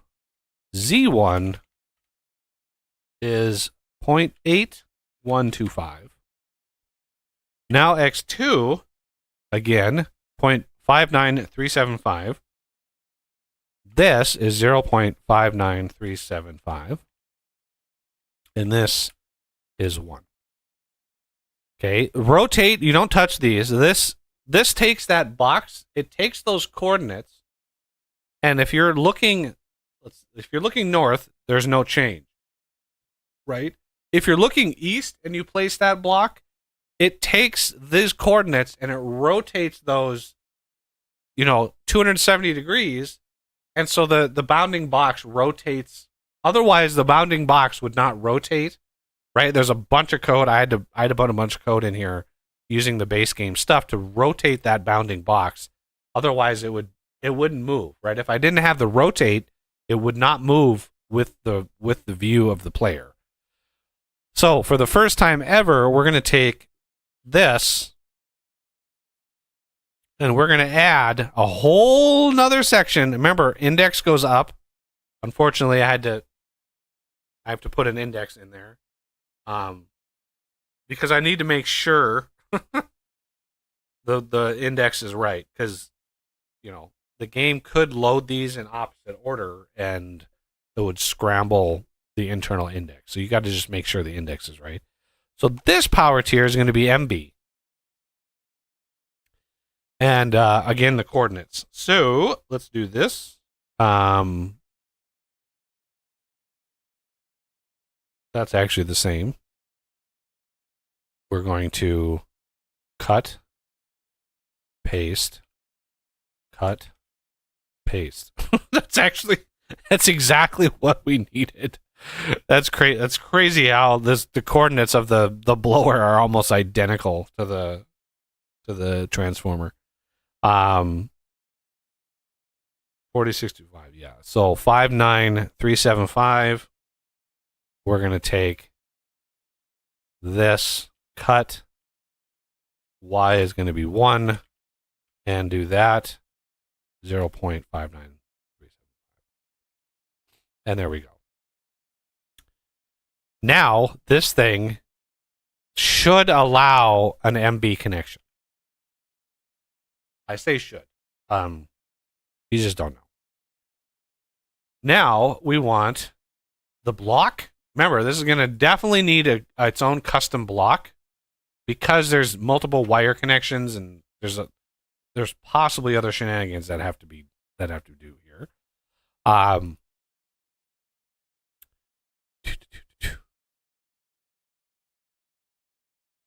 then we want the electric.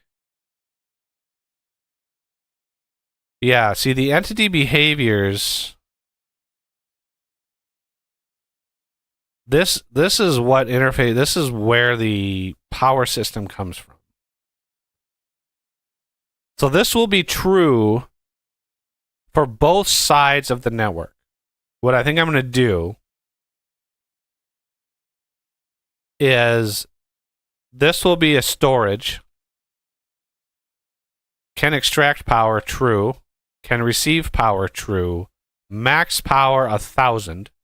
That's actually worthwhile. Max power per second is 500. Right? An LV network is going to be limited to 500 power per second. So the transformer has to be limited to 500 power per second. Because I'm going to be pulling these values, and so the max power will be 1,000 on each side. So there'll be 1,000 power on the MB side, and there'll be 1,000 power on the LV side. Basically enough for 2 seconds, right? 2 seconds of storage, of charge or whatever you want to call it. It's not a lot, right? It's not supposed to be a lot. If you want power storage, put some batteries in. But the max power, you don't want that very high because it doesn't give you any benefit. The power per second of the MB network is going to be really high, right? The max power per second of that network is going to be like 5,000 per second. And then an HV network, I don't even know, I'd probably cap the HV network, at 500,000 right? Massive, massive boost. And then if eventually we go for like an EV network, then you could do like unlimited, right? If you have an EV network,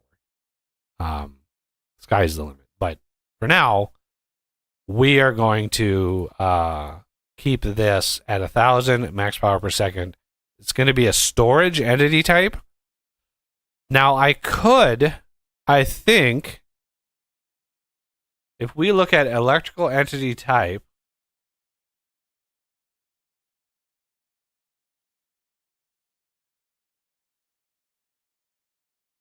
I do have a transformer on here.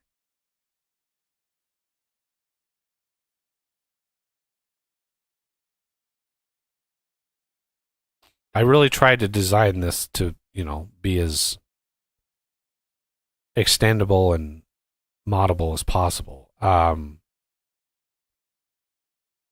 Is that...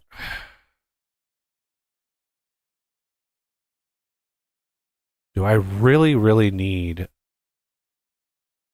transformer type? Where this is used, I'll point out the conundrum here, is in the electric network,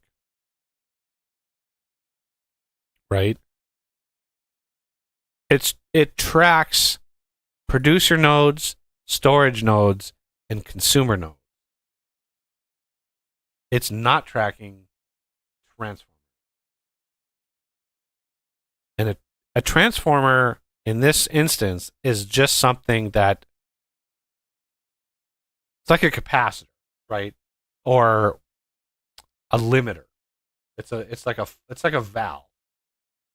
The way that I'm architecting this, the transformer on the MB side, the MB network is 5,000 power per second. The LV side is 500.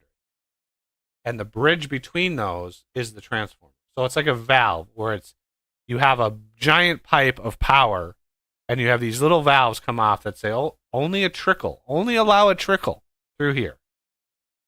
And so in this case, a storage node would actually work, because the MB side is going to fill up the MB side.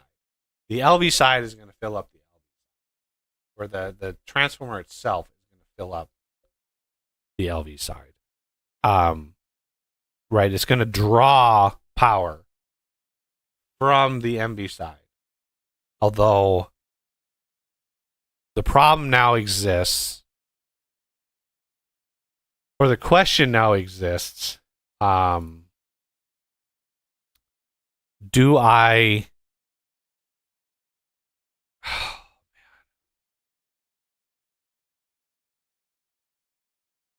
The problem exists is if a person in the very first beginnings of MB tier, right, their very first machines, they're not going to have MB tier power, right? So to hook up, let's say, a refinery or a distillation tower, if you're manually feeding like buckets of oil, or you have a tank, right?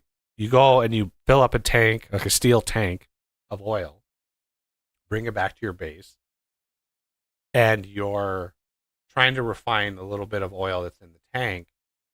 What do you power the distillation tower with, right? You don't have MB tier power yet, right? And the distillation tower, let's say the distillation tower, it's going to use like 1,000 power per second. It's exponentially more than any other machine in the LV.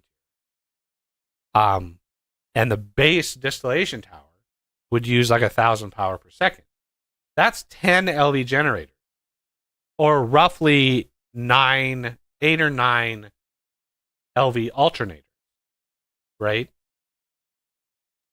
That's like some big infrastructure. Well, 10 LV generators, you're only going to be able to put 5 of those on an LV network. You can't put 10 on a network because 5 of them, it's only going to move 500 power per second. So in that case, the transformer is going to have to instead of down cycling the power, instead of going from MV to LV, LV is the thing that's getting supplied, and the transformer is then pushing that power into the MV network. So in that case, the power is going up a level instead of down. And that is why the entity type as transformer, right, that's what's important there. And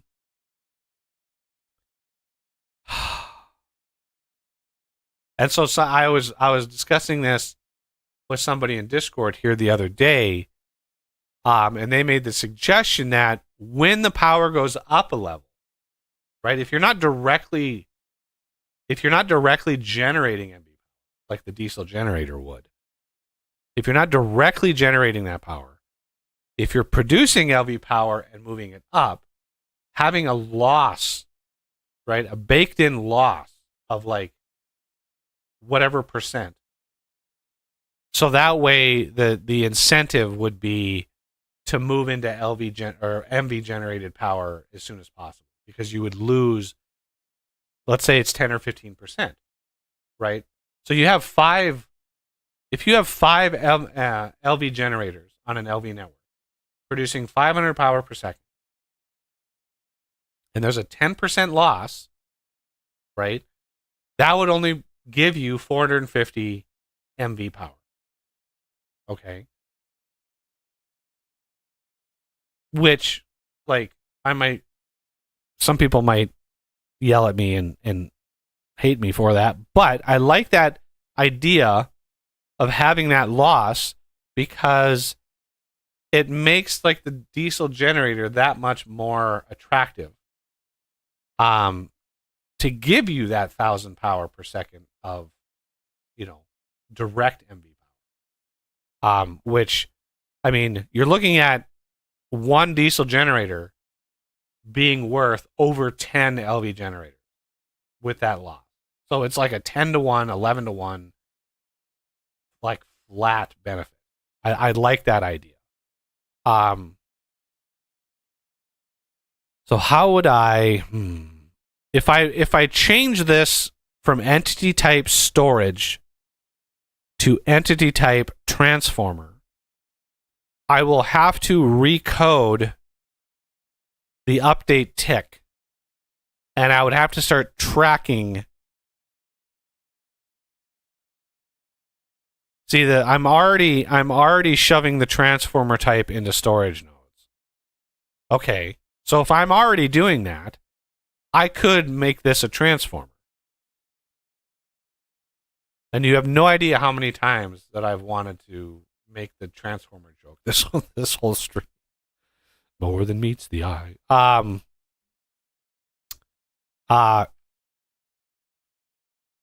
So something like that, it already should pick that up and shove it into storage nodes.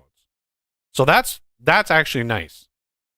I actually anticipated that. That's really nice. Now, again, this is probably going to crash and burn. Like, I don't have a lot of code in here for that, but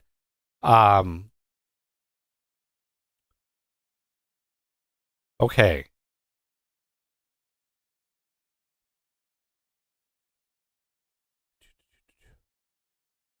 So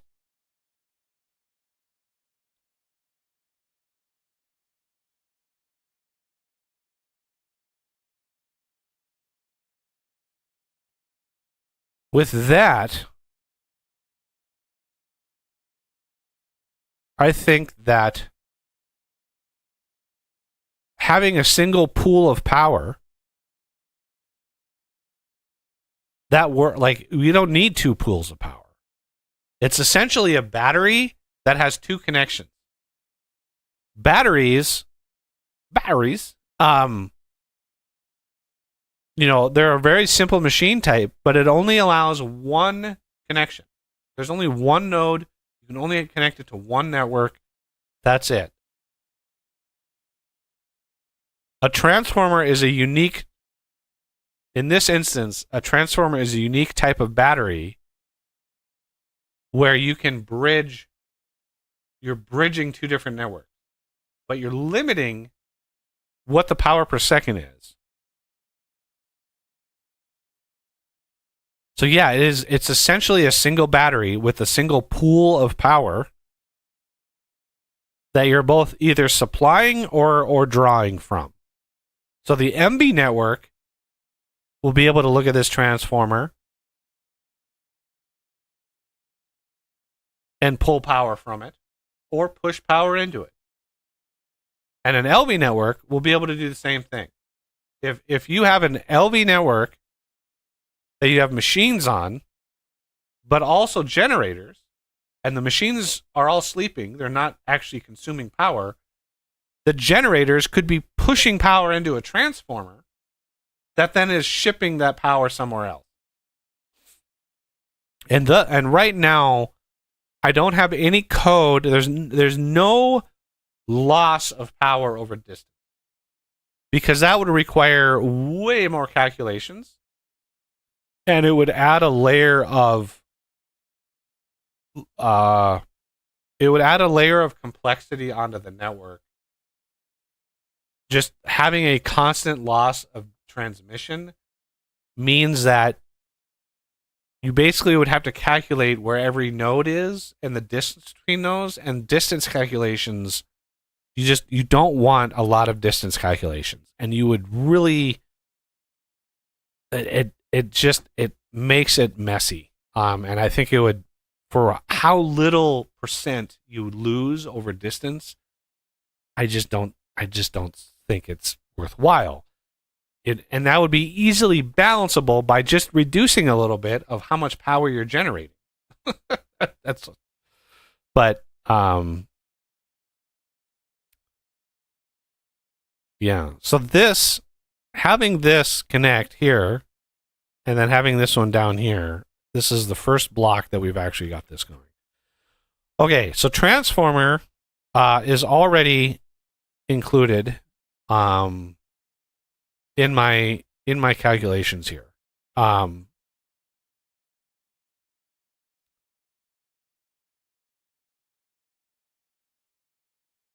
know there's probably ways to optimize this code. The way that this thing is, I mean, I wrote this function on a stream. Man, it's been 2 years, one or 2 years. I did this whole function like step by step. Like, what do we have to do? How do we have to work it? And it's largely unchanged. Like it works really well. There's been a couple things I've had to tweak here and there. But for the most part, it's actually done a pretty decent job.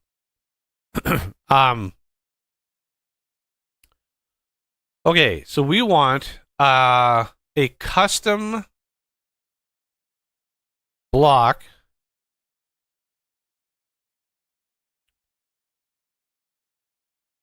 So there's the blower.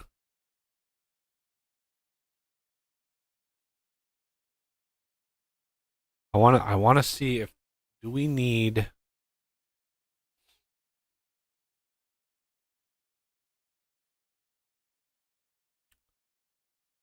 wired block.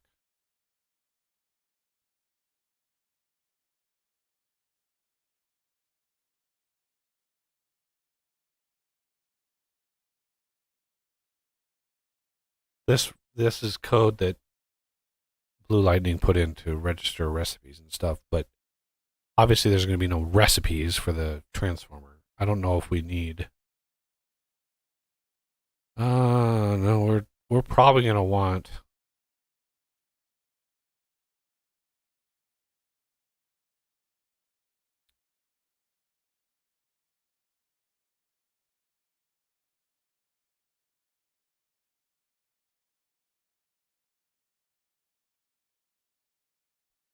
Yeah, wire interaction start.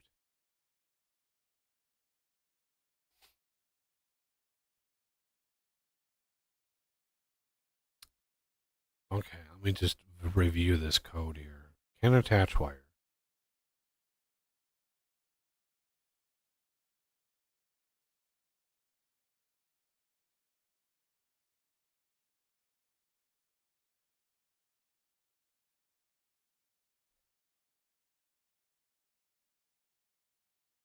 Okay, so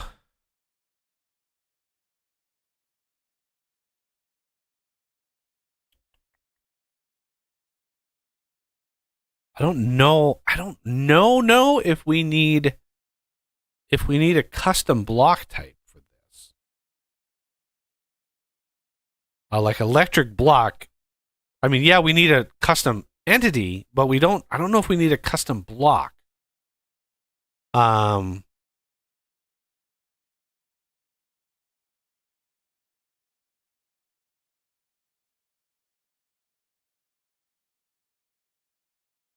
power. We get the power tier. So what happens? When you have a wire and you're trying to connect a wire, when you right click the node, it's calling this function, right? So it's looking at what you're holding in your hand, what type of wire it is, right? And then it looks at the values and says, okay, the wire function is power, so does that match the wire type?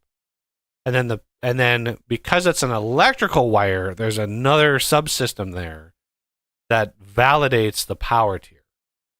So the power tier is also validated when it's because then it's like when it validates, like, oh, this is an electrical wire, my electrical system goes, oh, it's an electrical wire, let's do all this other validation. And so the electrical network itself relies on the catenary network.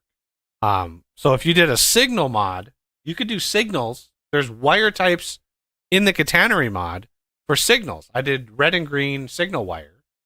They're not used, but you could add a subsystem like my electrical network that picks up the event fired by the catenary mod. So when a wire, if you're holding the wire type, which is a block type, but if you're holding the wire type and you right click with it in your hand, the catenary mod does a bunch of validation and says, this is, for one, this is a wire type because that's what fires the event, is the wire that you're holding. And then two, it's looking at the wire type and it's validating, hey, does my wire type match the wire function, right? So power, signal, et cetera, et cetera, et cetera. That's the wire function. And if the wire function matches, right, and then it's like, oh, then, we can go ahead.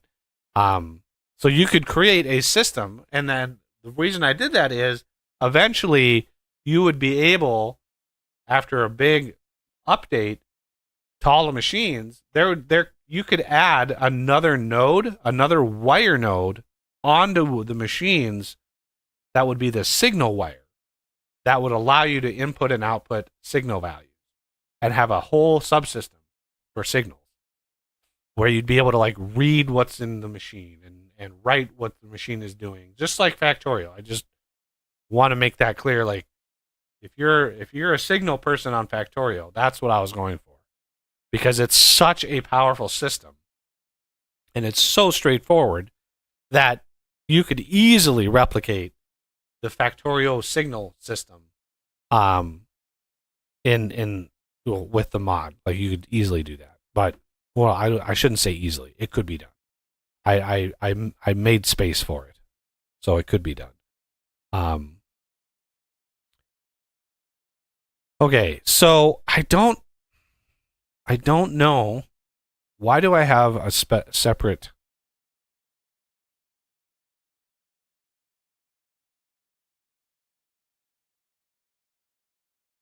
I have a separate one here because you're able to turn the blower on and off by sneak right clicking. Okay. If you sneak right click with an empty hand,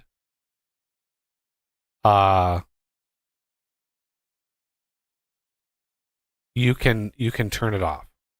It basically passes it to the entity on right click, which that's what actually turns it on and off. The block entity itself. But this captures it. I don't anticipate the the transformer needing a UI. If anybody has an idea, I need to use the bathroom again. If you can think of a scenario where the transformer would need a UI, its own little window, let me know. I'm gonna be right back.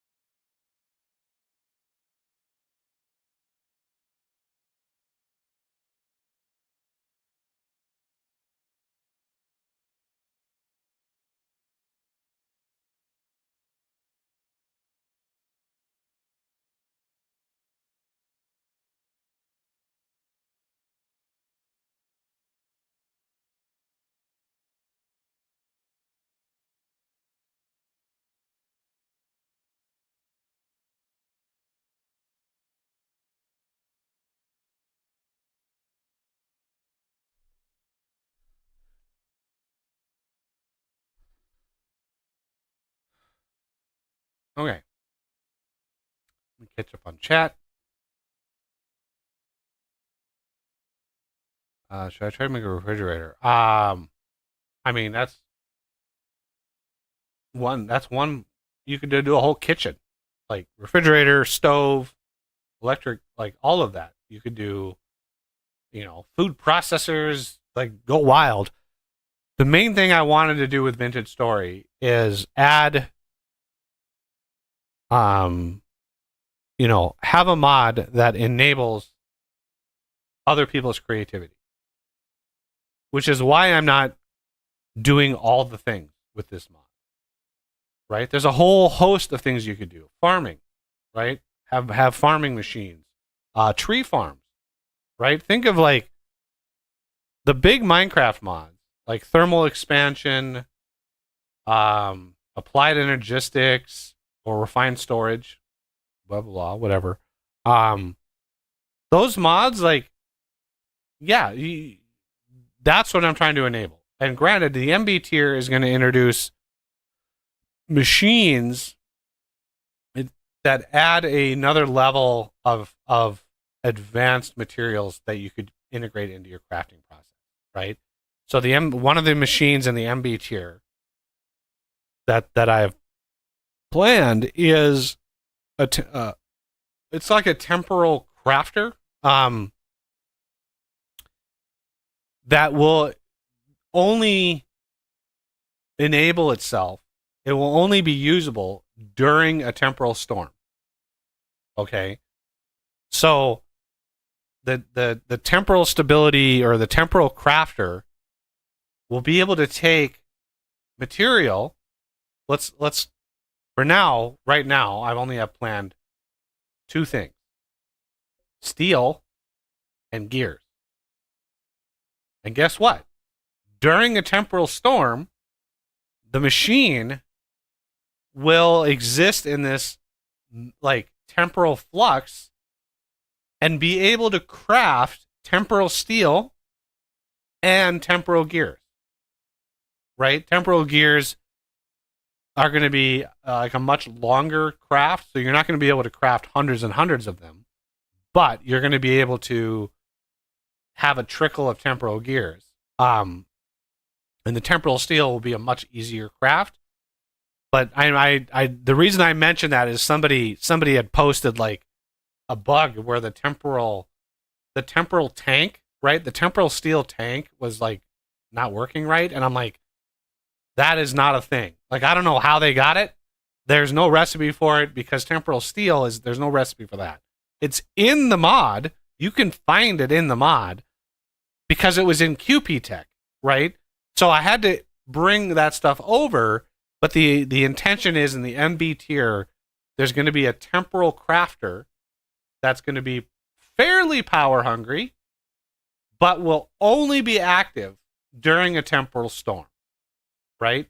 Only be active during a temporal storm. And then you're going to be able to spit out some temporal gears if that's what it's set up for, right? You're going to be able to automate it with pipes and stuff, but while the temporal storm is going, this machine will, the actual progress of the recipes will be going, right? It'll be like every other machine, and it will require power, but it will also require a temporal instability, basically, during a temporal storm, because it's easy to pull that.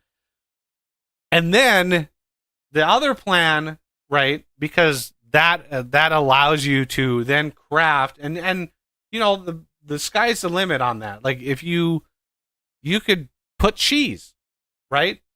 You could have cheese go into the temporal machine, and during the temporal storm, the cheese, like regular cheddar, gets outputted as blue cheese or something. Like it's aged, right? It's aged cheese because the temporal flux or whatever. Like just think of sci-fi words, right? Whatever is happening, you could add. Other modders could go in and add a bunch of stuff to that, and that gives you another tier of materials that you can then use.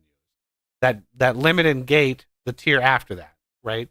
And so what you could then do in the HV tier is have a machine that is obscenely power hungry, that allows a bubble that you build the machine and you feed it an immense amount of power, and within a bubble of the machine, you have like a permanent temporal storm sort of situation that has the MB machine able to just constantly run, right? And so now you can have artificial temporal things, but it requires a much higher level of power.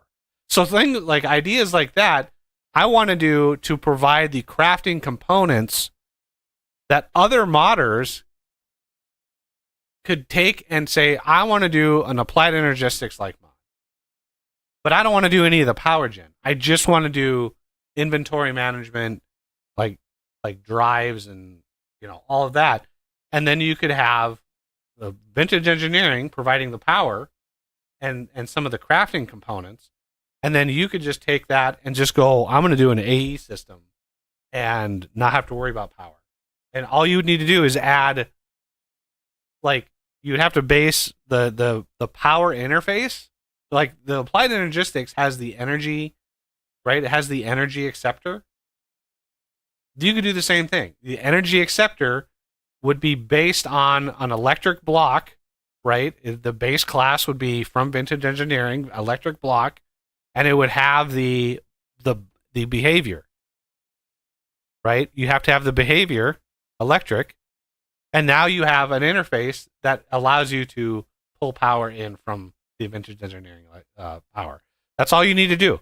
You have the base class, right? The base block class, block entity class, and the entity behavior. Then those are the three ingredients. And you can, once you have that, the rest of the mod is all you. You could just do whatever you want with that power and process it however you want. And everything else in your mod would be its own thing, right? All you're doing is interfacing with the power system. And so it's pretty straightforward. I have many block entities in here that you could look at to see how it's actually working. And the base block entity classes, right? Electric container BE. BE is block entity. Anytime you see BE, it's block entity. So this is a base class for all the block entities. And the container, it's verbiage from the base game. So container means it has a GUI. That's what container means. It has an openable GUI interface. When you right click it, it'll pop open an interface. That's the container. Like there are ways to not have it be a container, right? So the pump doesn't have an interface. So it's just a block entity. This is a base game. But it has the VE liquid interface, but it has a block entity container because it's a thing. Block entity container means it has an inventory. Okay. And then there's a block entity openable container, which means it has a GUI. It has an inventory and a GUI. So there's like, I don't know if that's the best way of handling that. It was a tough thing to get around, but depending on your use case, you may or may not need a GUI or whatever. So like our transformer, we don't need a GUI for our transformer. I can put, when you look at the block, I can put up on the top of the screen, I can put relevant details up. I can control that. I have functionality in the system. So the block LV blower, that's a block. I don't need. Let's close that. Electric network. For now, let's close that. BE blast furnace. There's the block entity blower. So for now, I'm trying to think if there's any reason that we need a custom block for this. So if we open an average like block types LV, so like the crusher. So you can see VE electric block. So the crusher is just a generic block. I think if we go here and we say the class is the block class. It doesn't explicitly say block class, but it's the block class, right? What if it's just class of the block. And then the entity class is obviously the block entity. And if anybody's curious, the difference, and I know a lot of this is basic knowledge, but I try to go over a lot of the basics every time because there's a lot of people that don't know it. The difference between a block and a block entity, right? If you're from Minecraft, the difference there is block versus tile entity. They call it a tile entity for reasons beyond understanding. It's not a tile, it's a block. So block and a block entity. If you place 5 LV machines, like 5 LV generators in your world, if you craft and place 5 LV generators, they're all exactly the same block, but they all have unique block entities, right? So block, the block side of thing is the same across the whole world. The block is the same block no matter what it is, where it's placed. The block entity is unique to each location. That's the difference. Block entities are generated if there's an entity class. If the entity class exists, when you place that block, it automatically triggers that block entity, and it instantiates. And when you break the block, it automatically deletes the block entity from that space because the block entity is unique to every position that it's placed in. And the errors, the null block entity, if you run into that and it gives you the coordinates of that error, I really need to know what's there, because if it's a single machine that's causing this, then I can track it down 1,000 times easier. If it's an actual, if it's the same machine causing this across everybody's world, then I can look at that specific machine as what could be causing that. But right now, it's a needle in a stack of needles. I have no idea what could be causing that problem. Somebody reported that they broke a relay, right, that had a bunch of connections. They broke a relay and there was a null block entity, but the relay, it shouldn't do that, because I've tested that many, many times and I've gone through that code many, many times. If breaking a relay while it has connections caused that, I think I would have way more reports of that bug. So it's something weird. It's something weird that's happening. Because I've tested that. Okay, so the block entity, we're definitely going to need a custom block entity. So I think we're going to add class BE MV transformer.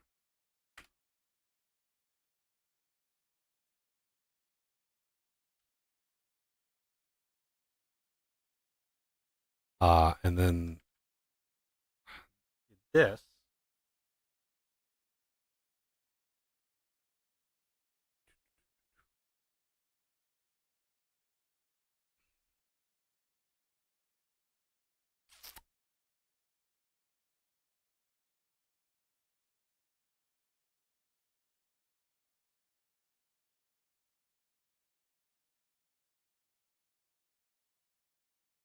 Simple BE. Because I need access to the electric behavior, right? This is essential. This electric, this is like the entire reason that that this exists. So I think this electric simple BE is the base class.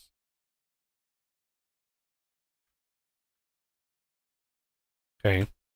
I don't need link in there.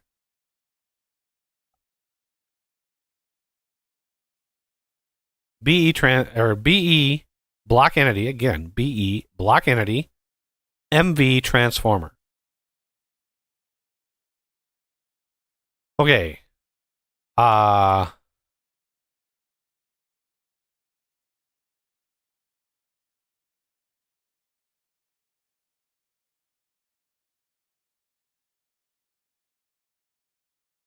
lot of this is loaded. Some of this code is there because I've been trying to fix this client server sync issues.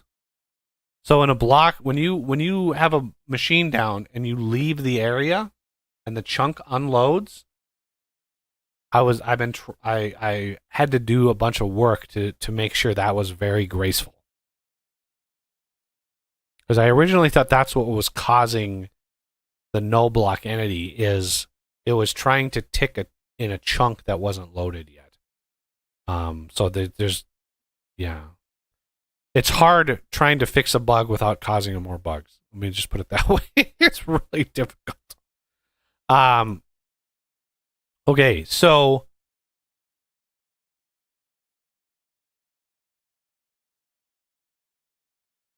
on block plate, yeah. So we don't need that.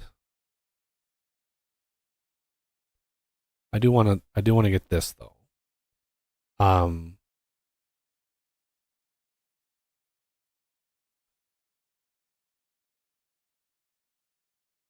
Get rotation. Block facing horizontal index goes counterclockwise from east.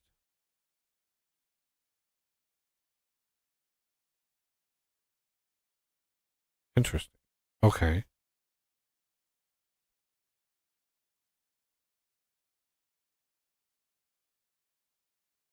I thought it was always from north.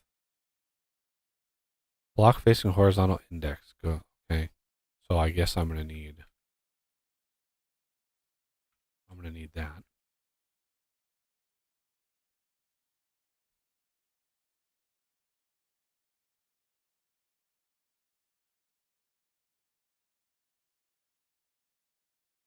I have a crash log that was some interact event that happened when I hadn't interacted with it. And I think it only happens with network delay.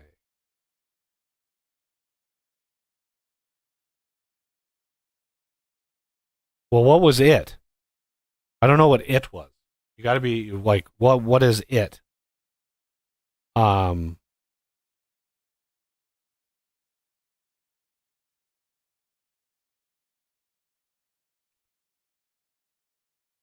I like, is it a specific machine? Is it like I don't know how to approach that. Create behaviors.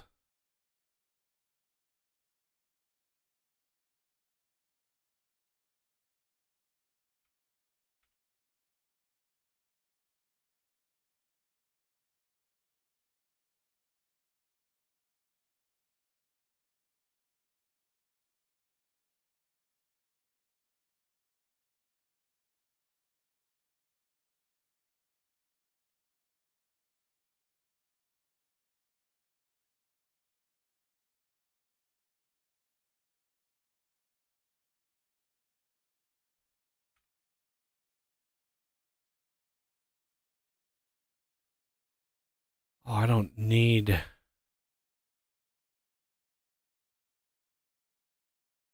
Why did I set this as block entity? I don't need to.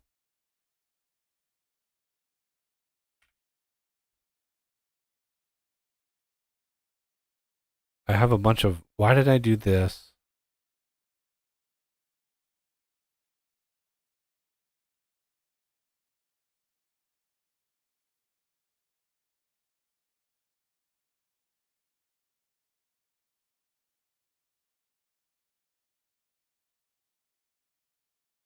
Crash the most on the server. Well, I mean, one thing you can do if you're crashing a lot, validate that you have all of the exact same versions of all of the exact same mods of everybody else. And these are just basic debugging. I'm sure you've probably done all of that already, but um, it's a very very important to try to eliminate as many problems as possible to try to narrow down what's actually causing the problem. Um,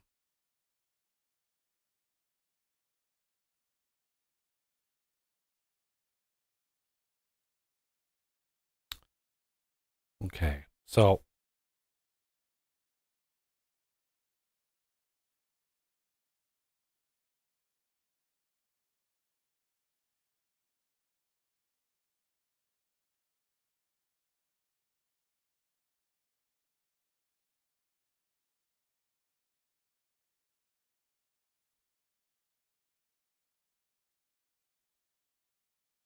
all right, initialize. We want to initialize this.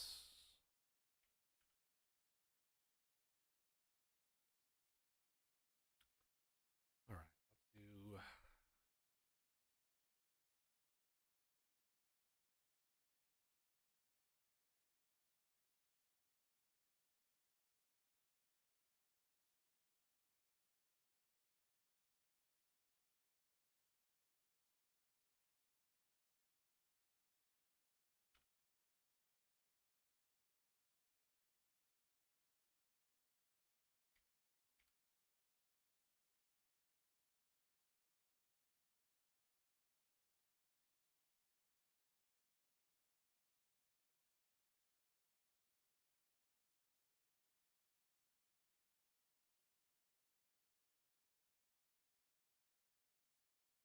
Um,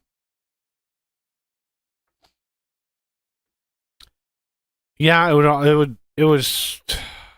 it could be related to memory if you don't have a lot of memory on the laptop. Um, I mean the game itself is a pretty big memory hog. Like I routinely need like 4.5 gigs of RAM just for the game when I play it. So the game is a pretty intense amount of memory.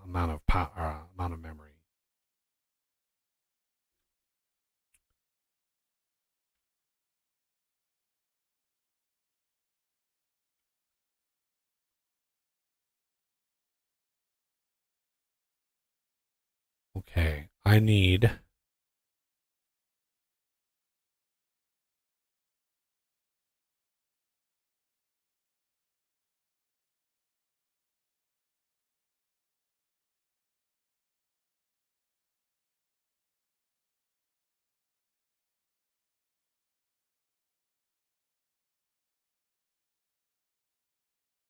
So the set state is a.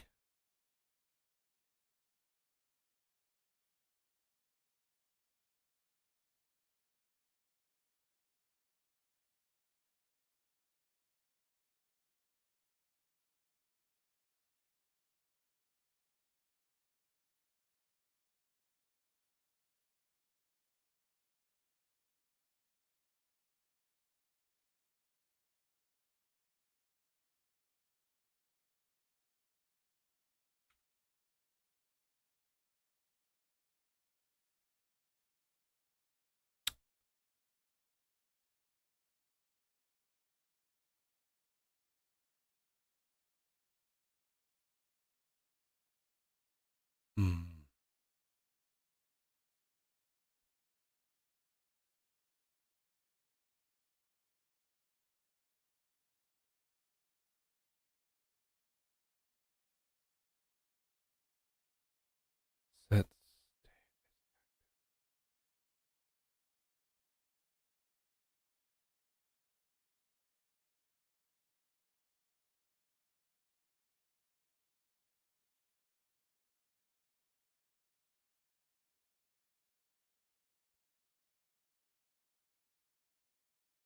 Hmm.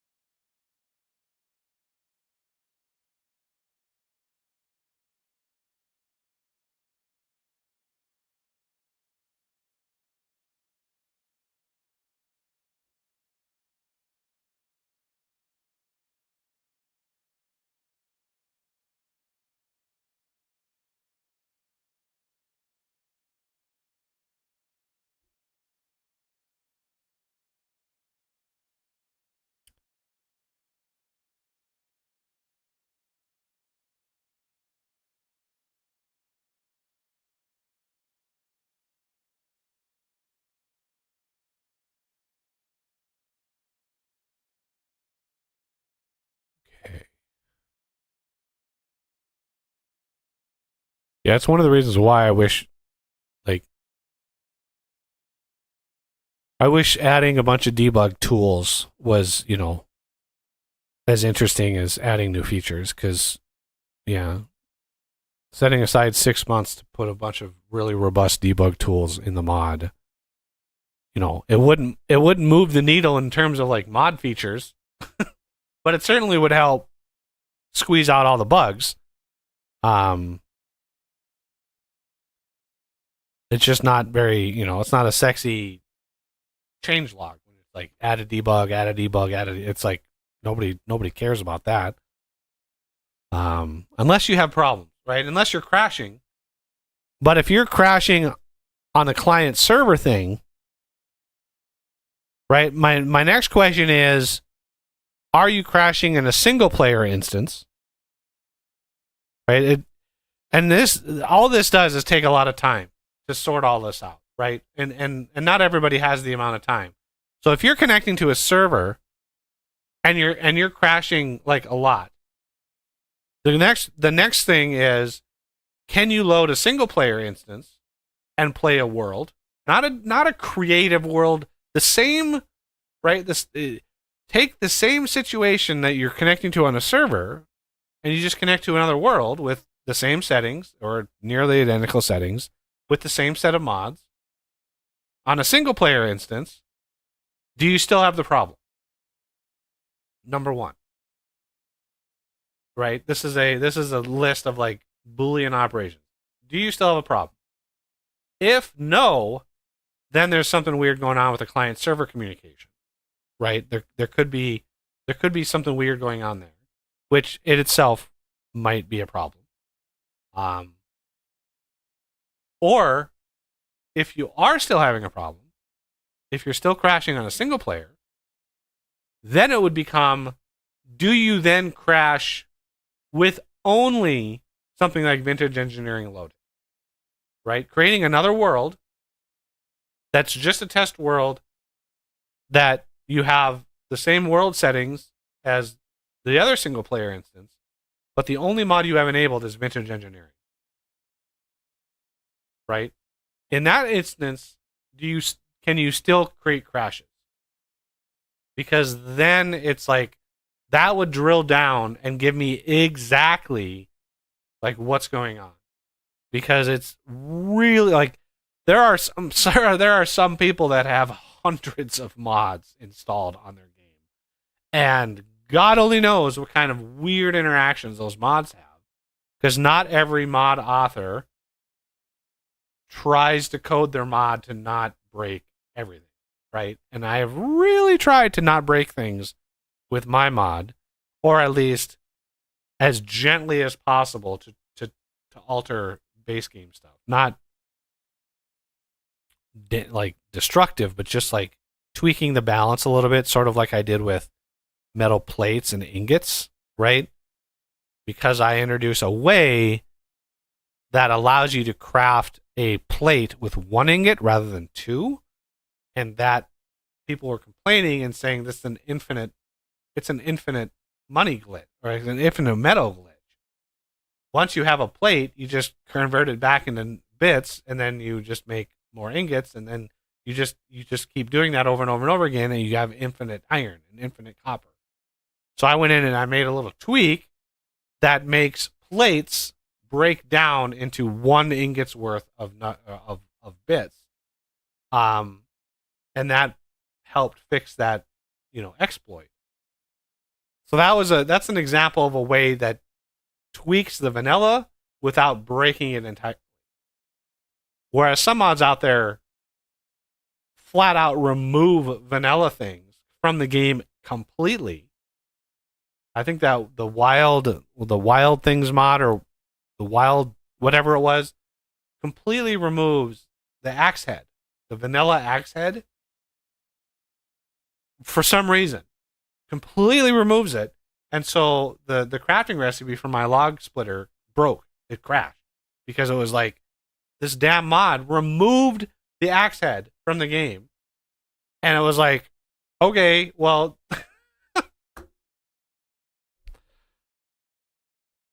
Oh, it was frustrating. It's just frustrating because everybody thinks it's my fault, and it's like, no, I'm not the one that broke the game. They're the ones that removed the axe head, right? I can't create patches in my mod for every little subtle nuance for the 4,500 mods that exist on the thing. That would take me a lifetime to do that. I would never catch up because of how many mods are posted every day.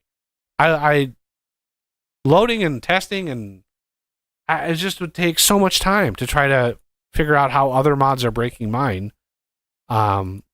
At the very least that I can do is not break vanilla. Right? I don't flat out remove things from the vanilla game. And any mods that I do that have major alterations to vanilla, there are options in the mod that disables that feature.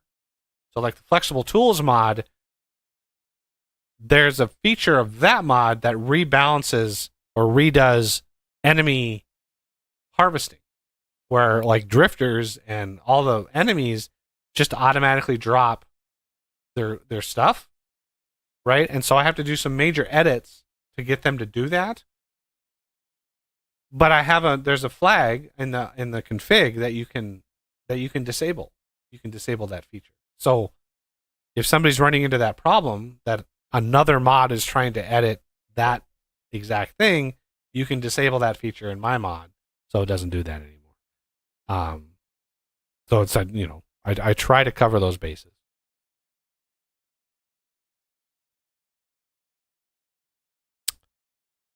There is one more. Get block info. There it is.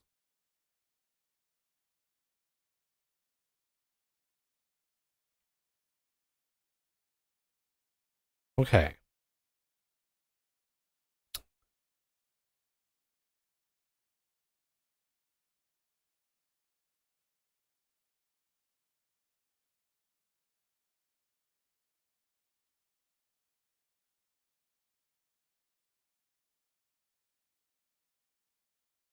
We did a tweak. It seems to fix the crash bug. BE crashed, I think. Understand. I think understand maybe? Understand the random crash. You only get +1. Plus. I don't know how to read that. Now that I have 6 generators, I know how that goes. If I'm understanding that right, you were crashing when you just had 1 generator on a network and you were crashing? But you don't crash with 6 generators?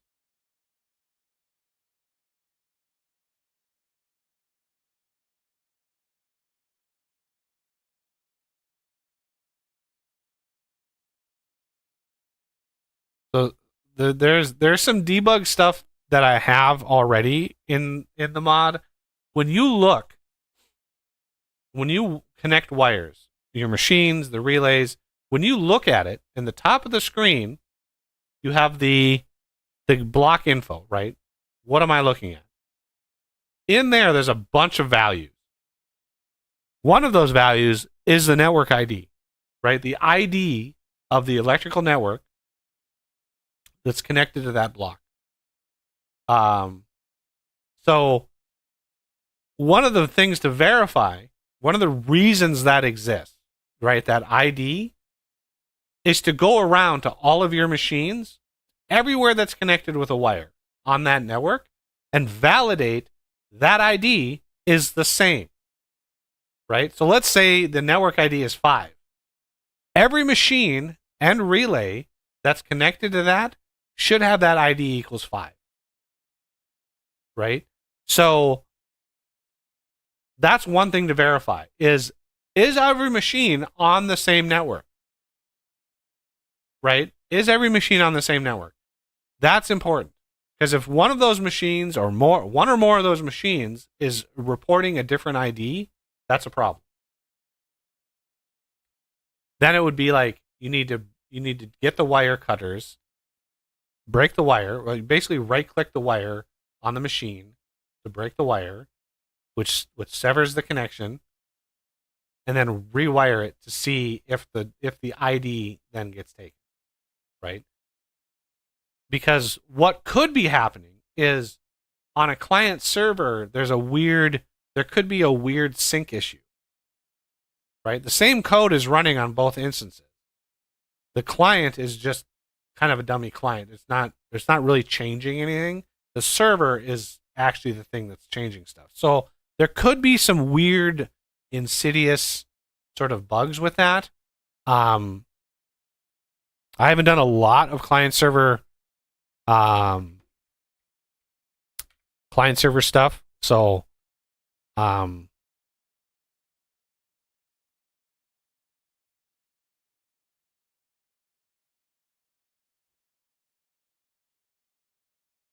it said it was sleeping, but it wasn't. Well, yeah, because you're on a server, man, there's an issue with servers because I don't push data to the clients constantly. If you look, this client right here, I restrict the amount of data syncing that happens to clients because you can't, like, if every machine, so like imagine you're on the server, right? Imagine you're the server. Every machine is ticking 10 times a second. So X amount of machines on your network, on your world, are ticking 10 times a second. I can't push data to the client 10 times a second for every machine. That would saturate your network. Like it would obliterate your network. That much data syncing. So I shoot for a machine syncing itself with the client. Basically, the server is pushing data to the client roughly every half a second. Right? So if a machine kicks on and is crafting, right? If you let's say you have a machine on the server and you open it up. Let's say it's like something simple like the log splitter. You open up the UI, right? The UI exists on the client. You shove something into the input. That triggers a whole cascade of stuff that then syncs with the server because the server is like, oh, he put something in, right? The server immediately starts crafting that. That information is not immediately sent to the client yet. That is going to take about a half a second or so, depending on update rate, to the clients. And you won't see it actually triggering that. There'll be a delay, right? And I'm not saying this is the problem, but I'm saying this is one of the layers. There is a finite amount of updates that I push to the clients because otherwise I would just saturate the network. It would just completely saturate your network. and make the game unplayable because you'd be getting thousands of packets of updates every second, and it would just be like it would be too much. Only pipes have IDs. I'll load up the game here in a second. I'll show like what I'm talking about. What machine was it? Like explicitly, what machine was active but not reporting it was active? There might be a bug. I mean, I don't. Almost all of my machines have exactly the same code, so it would surprise me if it was a thing. Sleeping was a battery. Okay, so battery. That's one of those things that I haven't really done a lot of nitty gritty details of. Let me finish. Let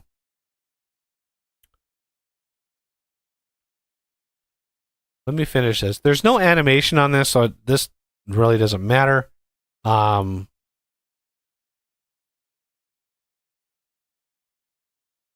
Animatable. Yeah, this is. I don't need animatable on this. Yeah, I don't need animatable on this. I don't think. Well, I'll leave it. I don't want to. I don't want to get too crazy with it.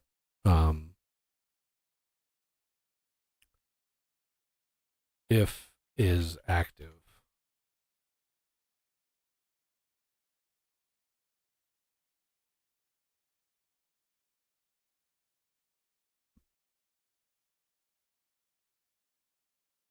Or is powered.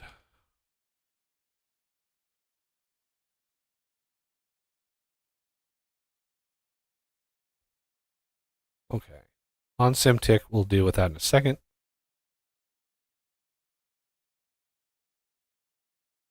If, well, let's do this.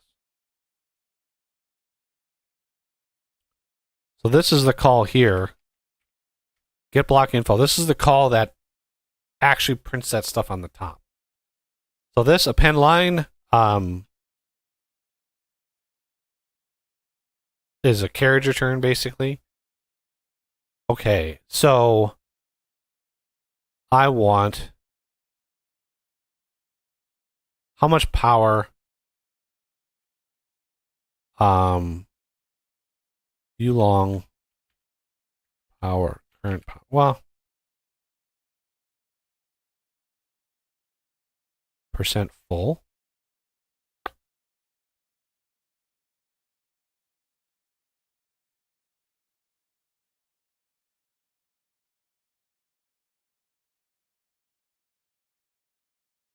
Current power divided by electric dot max power.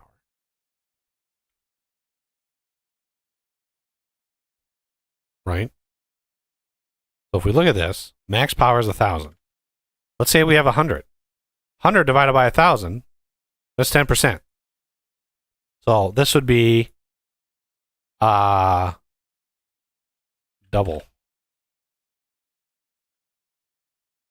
percent full.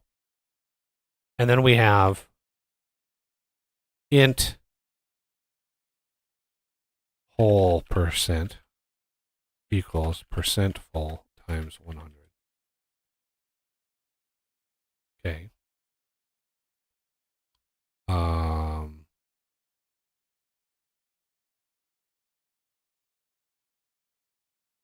Yeah. So this will give us a decimal point, right? Max value, is 18 quintillion max power because it's an unsigned long. So we're taking whatever the current power is divided by max power.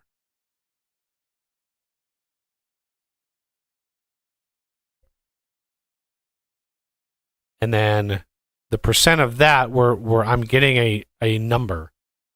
So it's if it's 5, if it's 6, if it's 7, if it's 10, if it's 55, I want that number 55.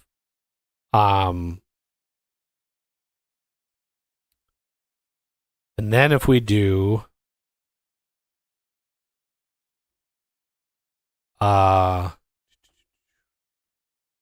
what I'm trying to go for here, let's get this out of here. I'm going for something like this. God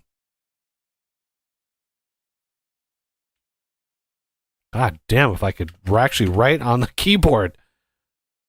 Right? We have 5, 1, 2, 3, 4, 5, and then we have 1, 2, 3, 4, 5. Okay. I don't know if there's an ASCII code.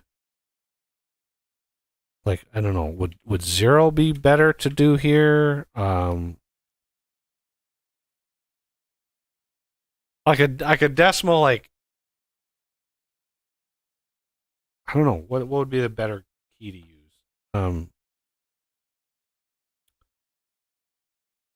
And then you could do like whole percent colon n0 percent. Okay. So in this case it would be 50%. And this would be like this. So right here, I want this to be generated based on this.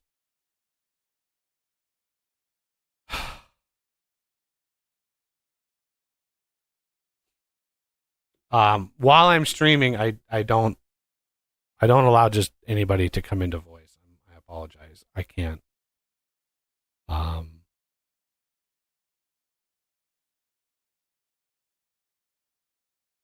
know it's frustrating, but I was burned very, very, very start of my streaming. People, and I'm not saying you would. I'm just saying I was burned. So if I do this, int num x's equals whole percent divided by 10.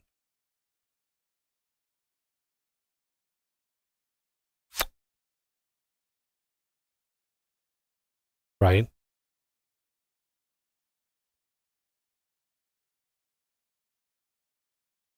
So let's say it's 45%. Let's say it's 45% full. What I'm doing here is saying, okay, percent full, that formula, current power divided by max power equals basically 0.45.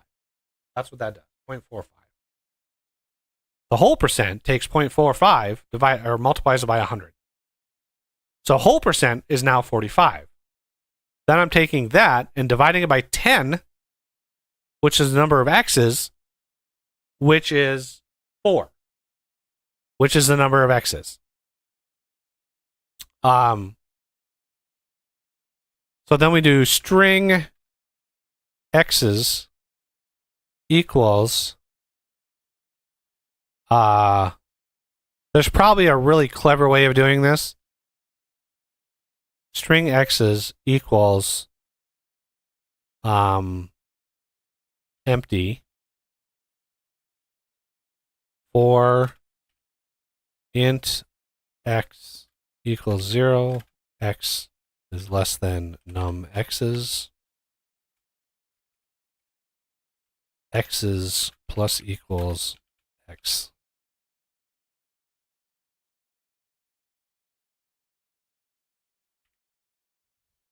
There's probably a very clever way of doing this. I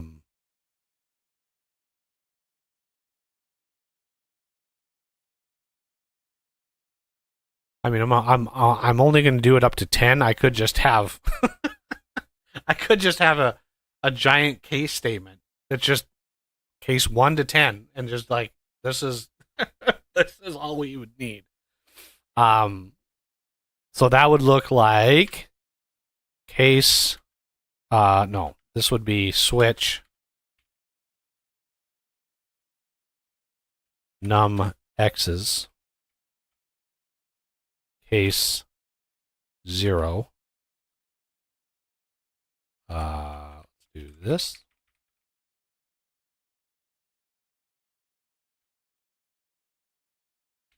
God, my fingers. I don't know what.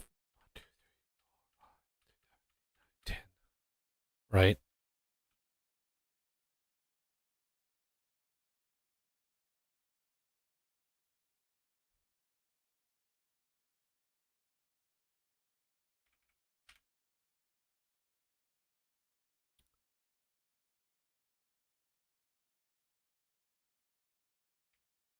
Three, four, five, six, 7, 8, 9, 10.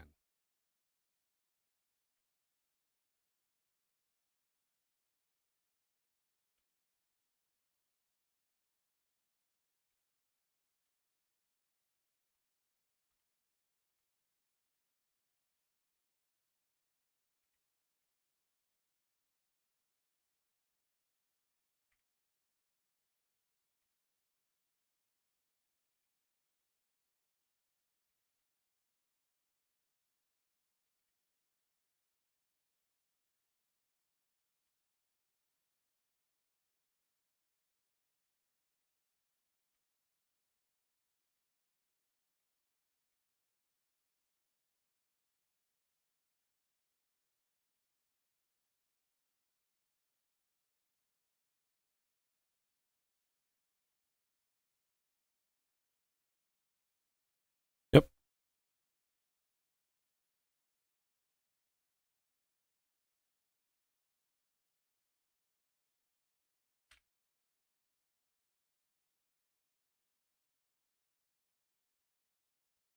I mean, it is what it is. There's probably a way to do it. You could probably do it in a single for loop where you're just going from 0 to 10 or 0 to 9, and if numx is less than the current iteration, which would be like I, if I is less than numx's, then add an x. If not, add a dash, and it's just one loop, and you're just building it like that. That's one way to do it. It would probably look better, and I probably would get made fun of. So the text here, I want to see if I have that exact string.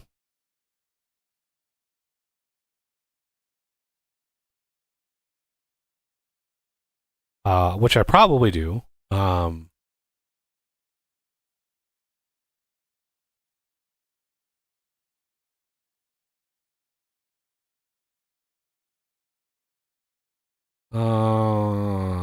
Word. There's a lot of instances of it in here. There it is. I knew I had it.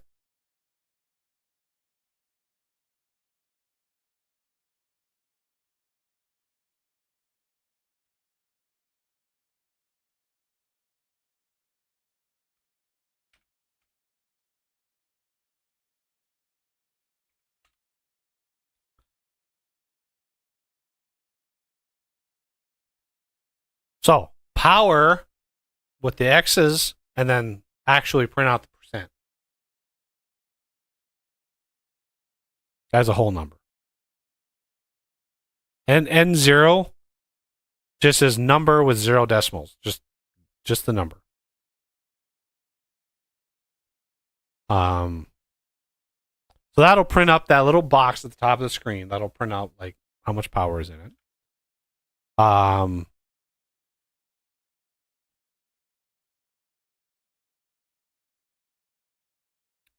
This I don't need.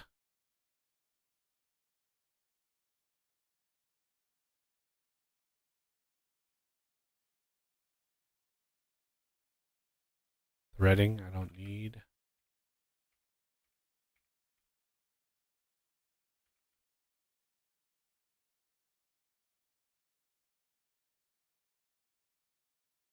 Okay, and then sim tick.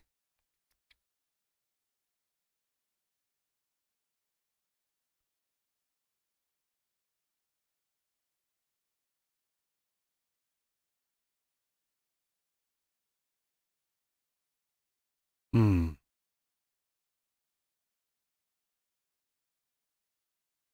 This is where the code would go if I had two different pools of power, right? If I had two different pools of power, but the way that this is structured, I don't really need to do that. I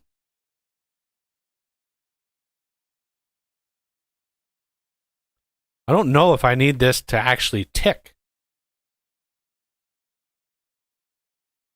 because the electrical network on one side is going to interact with it, and the electrical network on the other side is going to interact with it, and it's gonna communicate with the same block of power, right? It's the same nugget of power from both sides.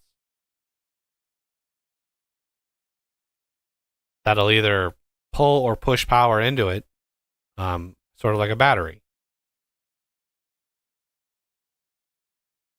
So for now, I'm going to remove that. I don't know if I need to. I don't know if I need it on there.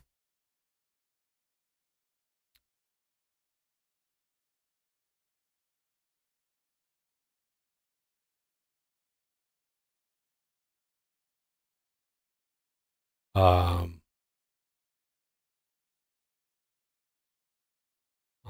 well, let's make sure if electric dot current power is greater than 0.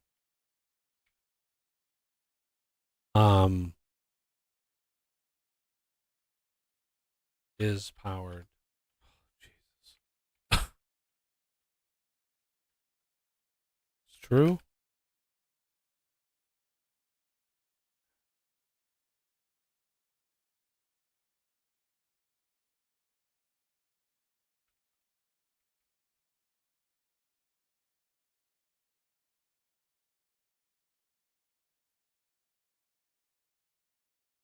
If current power is greater than 0 and electric dot machine state does not equal on.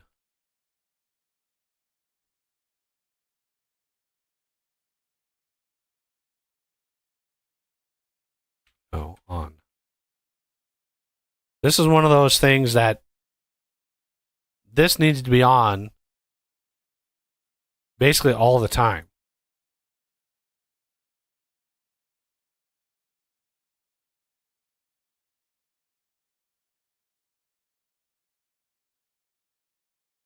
If electric dot current power equals 0, set state sleeping.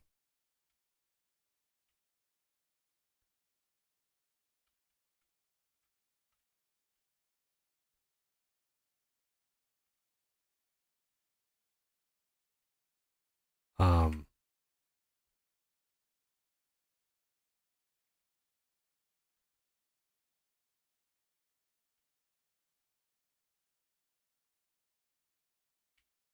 and this is where I try to optimize my mod, right? When a machine is sleeping, which means like it doesn't have a recipe, or it's not powered entirely, or both of those things are true. It's sleeping, but so it's set as sleeping. It doesn't tick, it doesn't run the tick as often. Now, granted, this machine in particular, this block, there's not a lot going on. There's not a bunch of processing that's happening. But in something like the blast furnace that has a bunch of stuff going on, there's a lot of stuff to process and validate, and there's a whole bunch of code around that. If it's sleeping, it doesn't do any of that. It doesn't even check. Unless it's I think I have it set, my standard is every 2 seconds. So this DT here, this is delta time. So the sim tick I have set as 250 milliseconds. Now it's not going to be exactly that, right? So the delta time is, instead of being a whole number of milliseconds, the delta time is a floating point number that is the number of seconds from the last update. So a 250 millisecond game tick, right? The delta time in the ideal perfect world would be 0.25 for the DT, because that's 1/4 of a second. That'd be 0.25 of a delta time. But it's not exact, right? It's not perfect, so you can't rely on that DT being an exact number every time. But what I do here is I say this basic update bouncer, this is what is this is why this exists, is this update bouncer, is I say update bouncer plus equals delta time. And then I say if update bouncer is greater than 2, then update bouncer equals 0. Set state equals enum state.on. Okay. No, well, let's not do that. Update bouncer. If update bouncer is greater than 0, how about we do this? Or greater than 2. If update bouncer is greater than 2, instead, let's do less than 2.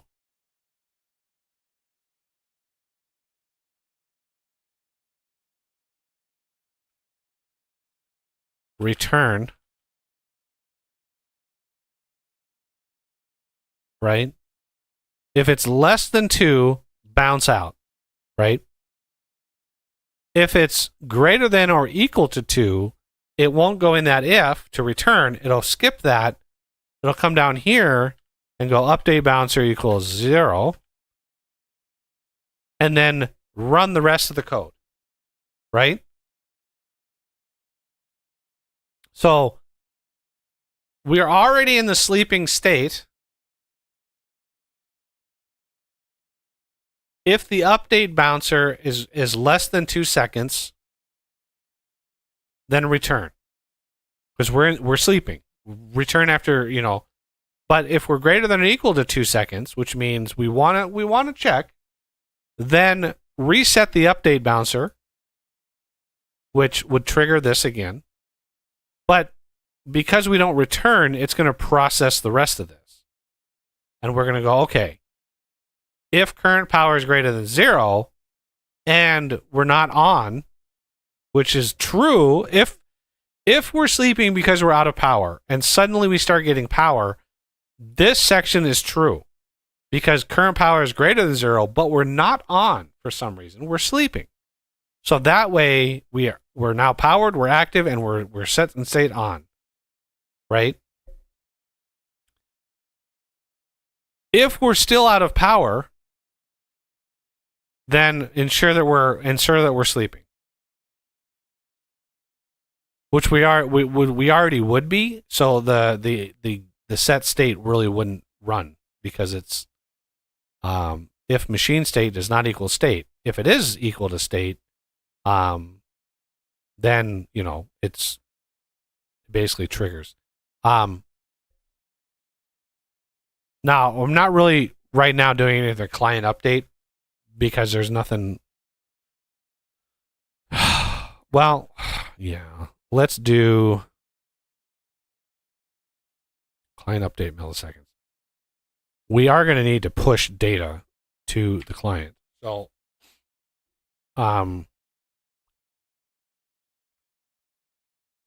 let's do that before we check the sleeping state. If client update millisecond is less than 0.5, well, we can do greater than or equal to.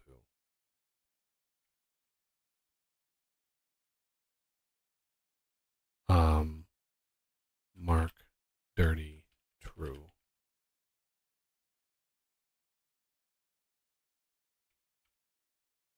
So client update, the mark dirty is what blasts the data to the client, right? The true, right? Update clients. This is what essentially updates the clients with new data. If client update milliseconds is greater than or equal to 0.5, otherwise client update milliseconds plus equals delta time.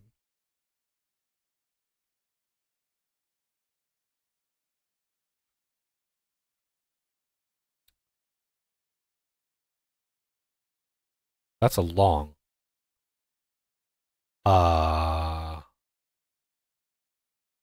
Why is that a long?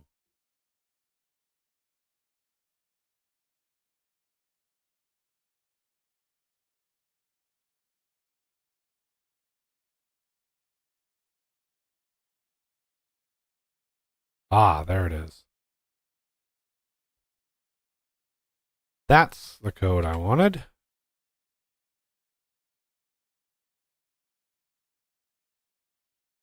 I knew there was a more elegant way to doing that.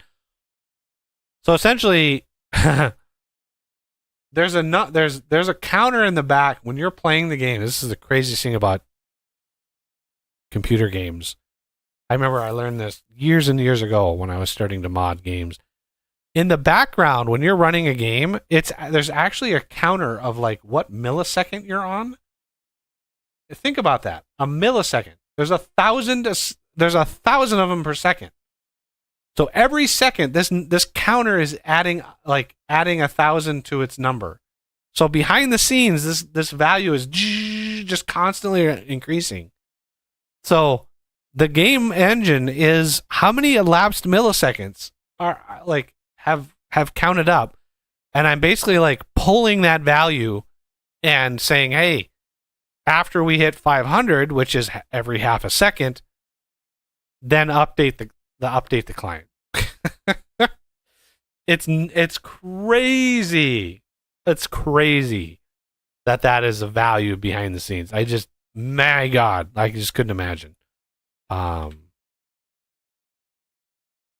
Modern computers are crazy. So yeah, this is a mark dirty. I want to do this before this and this one because this is obviously going to bounce.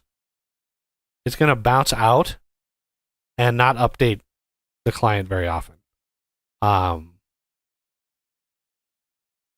I could technically put this behind, and the client, it would be it would be a half a second after it goes from sleeping to awake. After a half a second, then the clients would all be updated. So is that enough? Or every 2 seconds rather, because the update bouncer, the server would be processing, and then the onsim tick would run, and the update bouncer would, it would trigger. I don't know. I think this is fine. Having to do it before is fine, because the power interface, this is being done by a behavior, right? The behavior on the block entity, we don't really have to deal with the power on this side. The electrical network subsystem is taking care of all of that. Okay, so I want to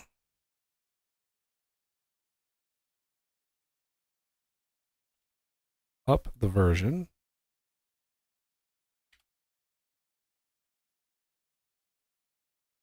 That should have automatically updated the version numbers.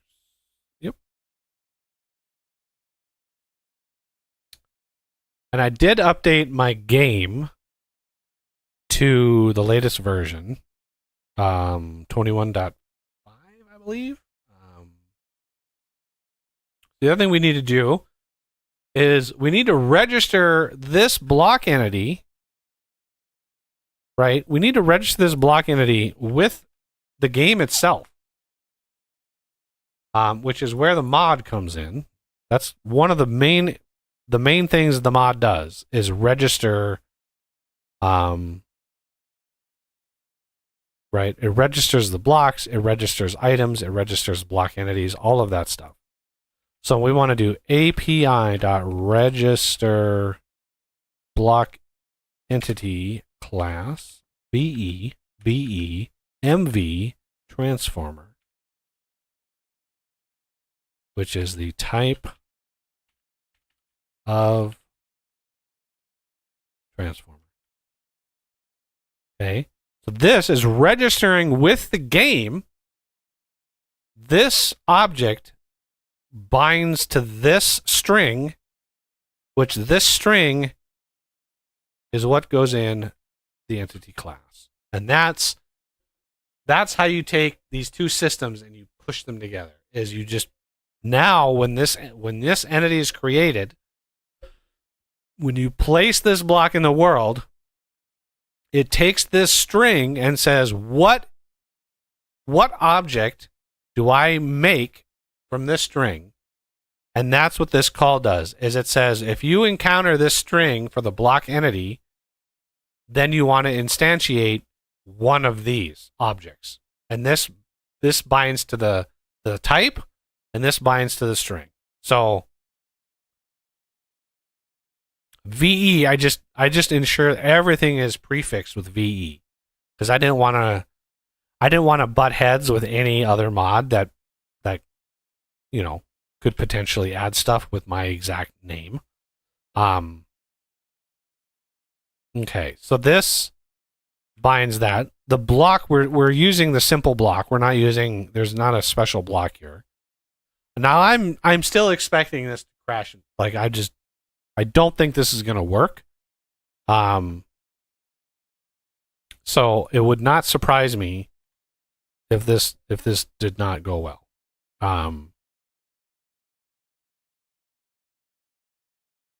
And the other trick that you want to ensure is when you are in debug mode.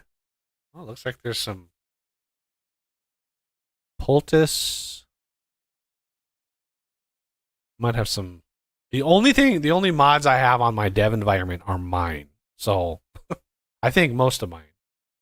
I might have one or two that's not. I think I might have the crate mod, because I had to debug. I had to test whether or not my pipes would work with the crates. And they do.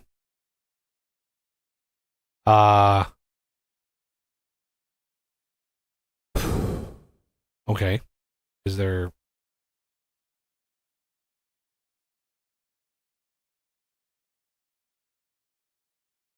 There it is.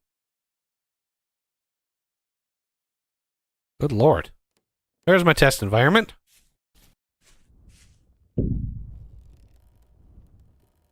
Obviously testing all the transformers. I do have a fix in there.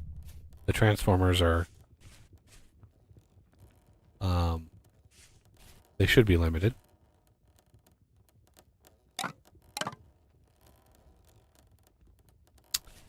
Okay, so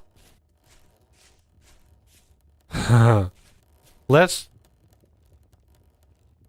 because I don't have any crafting recipes or anything.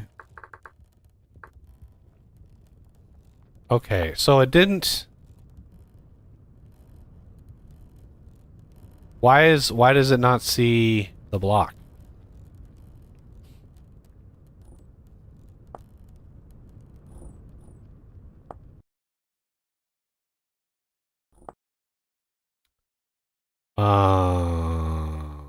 Why did it not see the block?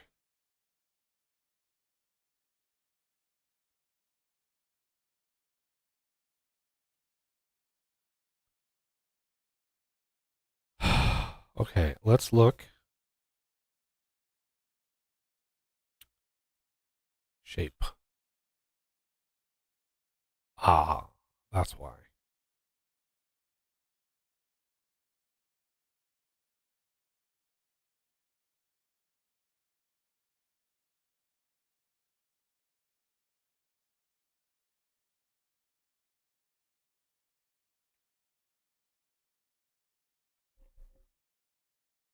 Okay.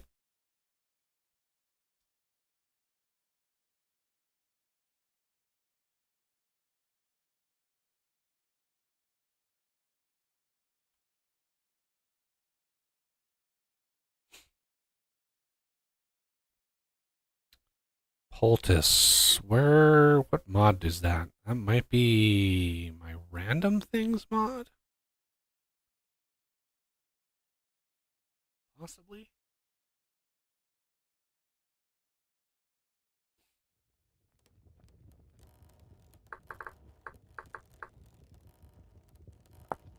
Okay. There's our lovely transformer. So, give block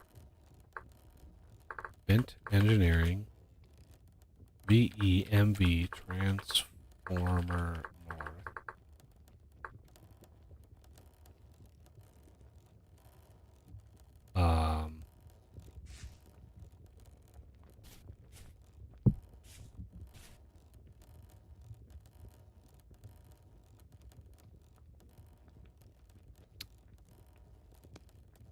That's metal rod. Really?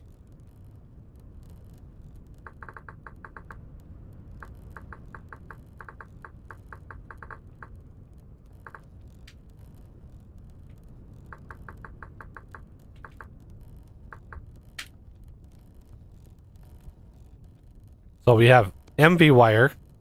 It's already in the game. There's just no recipe for it, you know. An LV wire. As well as the relay. MV relays are already in the game. Give block wire relay MV power up.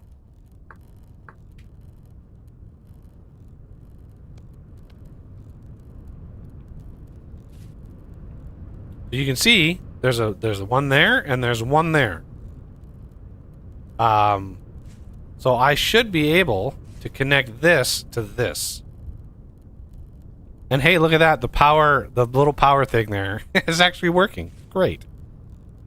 Although this will probably... Okay.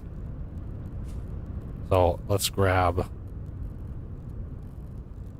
I don't know. Doesn't really matter.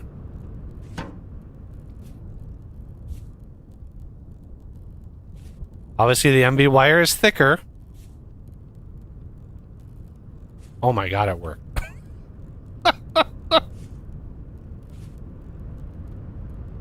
Now the problem is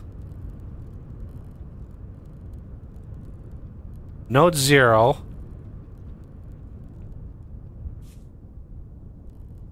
Yep. Okay. So obviously you can see node 0 has one connections on ID null. That's a problem. But that ID 12 and that ID 12, so the MV side of it worked. The wire connection worked, but I still have work to do on the actual, like, the network. Because this should show that it has more than one node, right? So if I go here and I say, if I put a breakpoint in, and then I look at this, it should immediately bomb into the breakpoint. Boink, just like that. Okay, so now I can actually look at all of the little gubbins that involve with this. So we can say electric. This is the electric system. Current power, max power, those are good. Network IDs.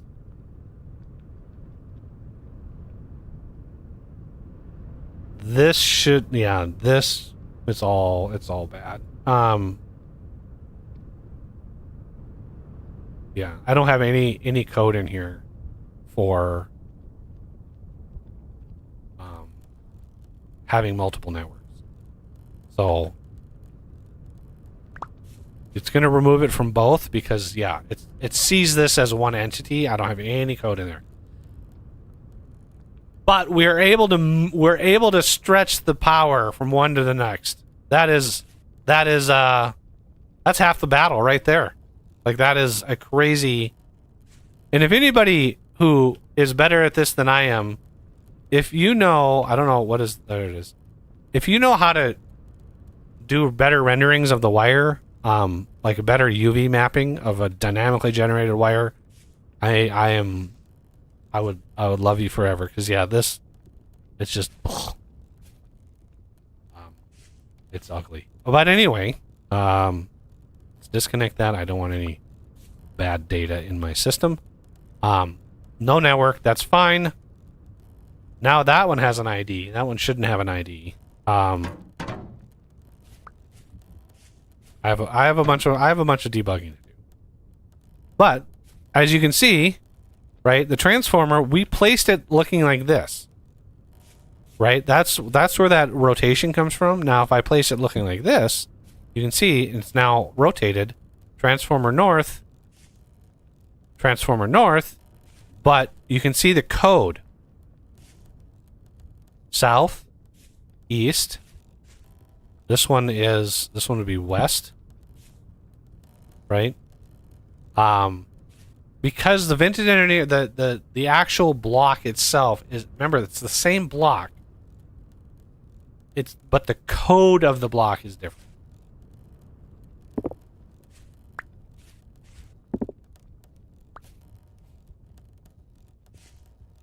And there's a battery.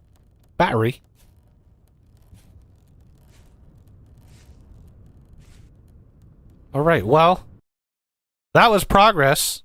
The fact that the wires reach and everything was glorious. But yeah, there's a bunch of code in here that I'm gonna need to pick through with a fine-tooth comb. Which it's infinitely easier to do that if I'm not streaming. So, I can't do something like that reliably while I'm streaming, because it would be mostly me just click-clacking on my keyboard and not trying to talk through what I'm doing. So if anybody has any questions regarding this or any mod or modding in general, before we go today, like, ask away. Anytime during any of my development streams, if you're stuck on a problem trying to implement something for the game, whether it has anything to do with my mod or not, I want to encourage people to learn how to mod. Vintage Story has the best modding API I've ever seen, and it's super easy to get into. It's one of those, like, it's easy to start but hard to master. There are many aspects of the modding API. It's just the sky's the limit on what you can do. And I sort of chipped away at the knowledge.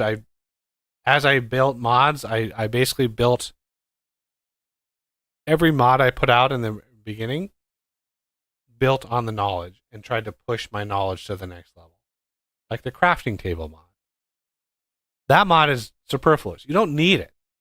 But I made that mod early on to teach myself how to make a GUI. Right?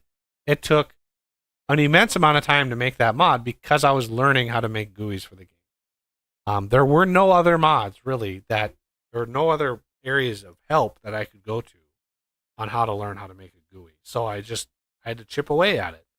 And now this mod has about 20 GUIs. So, once I learned how to do it, I got better and better and better at it, and now I've got a bunch of different GUIs for the game. Like, it's just so many, and this isn't even all of them. There's GUIs for the pipe system. There's so many GUIs.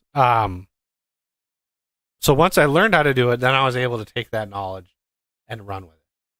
The same was true with most of my other mods. My Angel Belt was the very first code-based mod that I ever did. And, that taught me a lot. So anyway, I think that's going to do it. If nobody has any questions, nobody has any feedback or anything, you know, if people are interested, I can do one of these every week, which gives people an opportunity to come in and ask questions, and learn how to get this modding train going. I hope that I've had some impact on the community doing these, and sort of helping people learn how to mod Vintage Story, because I think it has infinite potential. So I really want to encourage just all the mods moving to Vintage Story. So that's going to do it for the stream today, everybody. Come back on Saturday. We're probably going to be continuing our mega farm in Farming Simulator. My general mindset is I usually can't stream the same game. I usually can't stream Vintage Story as I'm modding Vintage Story. That it's just an overload of one thing, and my brain rejects it. So I have to do something else. Hey, thanks for the sub, Rob. I have to do something else for like a Saturday stream. I can't do all the same things. My brain needs a little bit of variety. But so yeah, we'll probably just continue the casual farming sim stream on Saturday, and then yeah, if there's interest to come back here on Wednesday next week for another round of dev stream. I don't know where I'll be at, but hopefully a little further along, and yeah, hopefully we'll take the baby steps necessary to push me past my writer's block with this mod. So looking forward to seeing everybody back here either on Saturday or next Wednesday. Have a great rest of the week, everybody, and stay warm.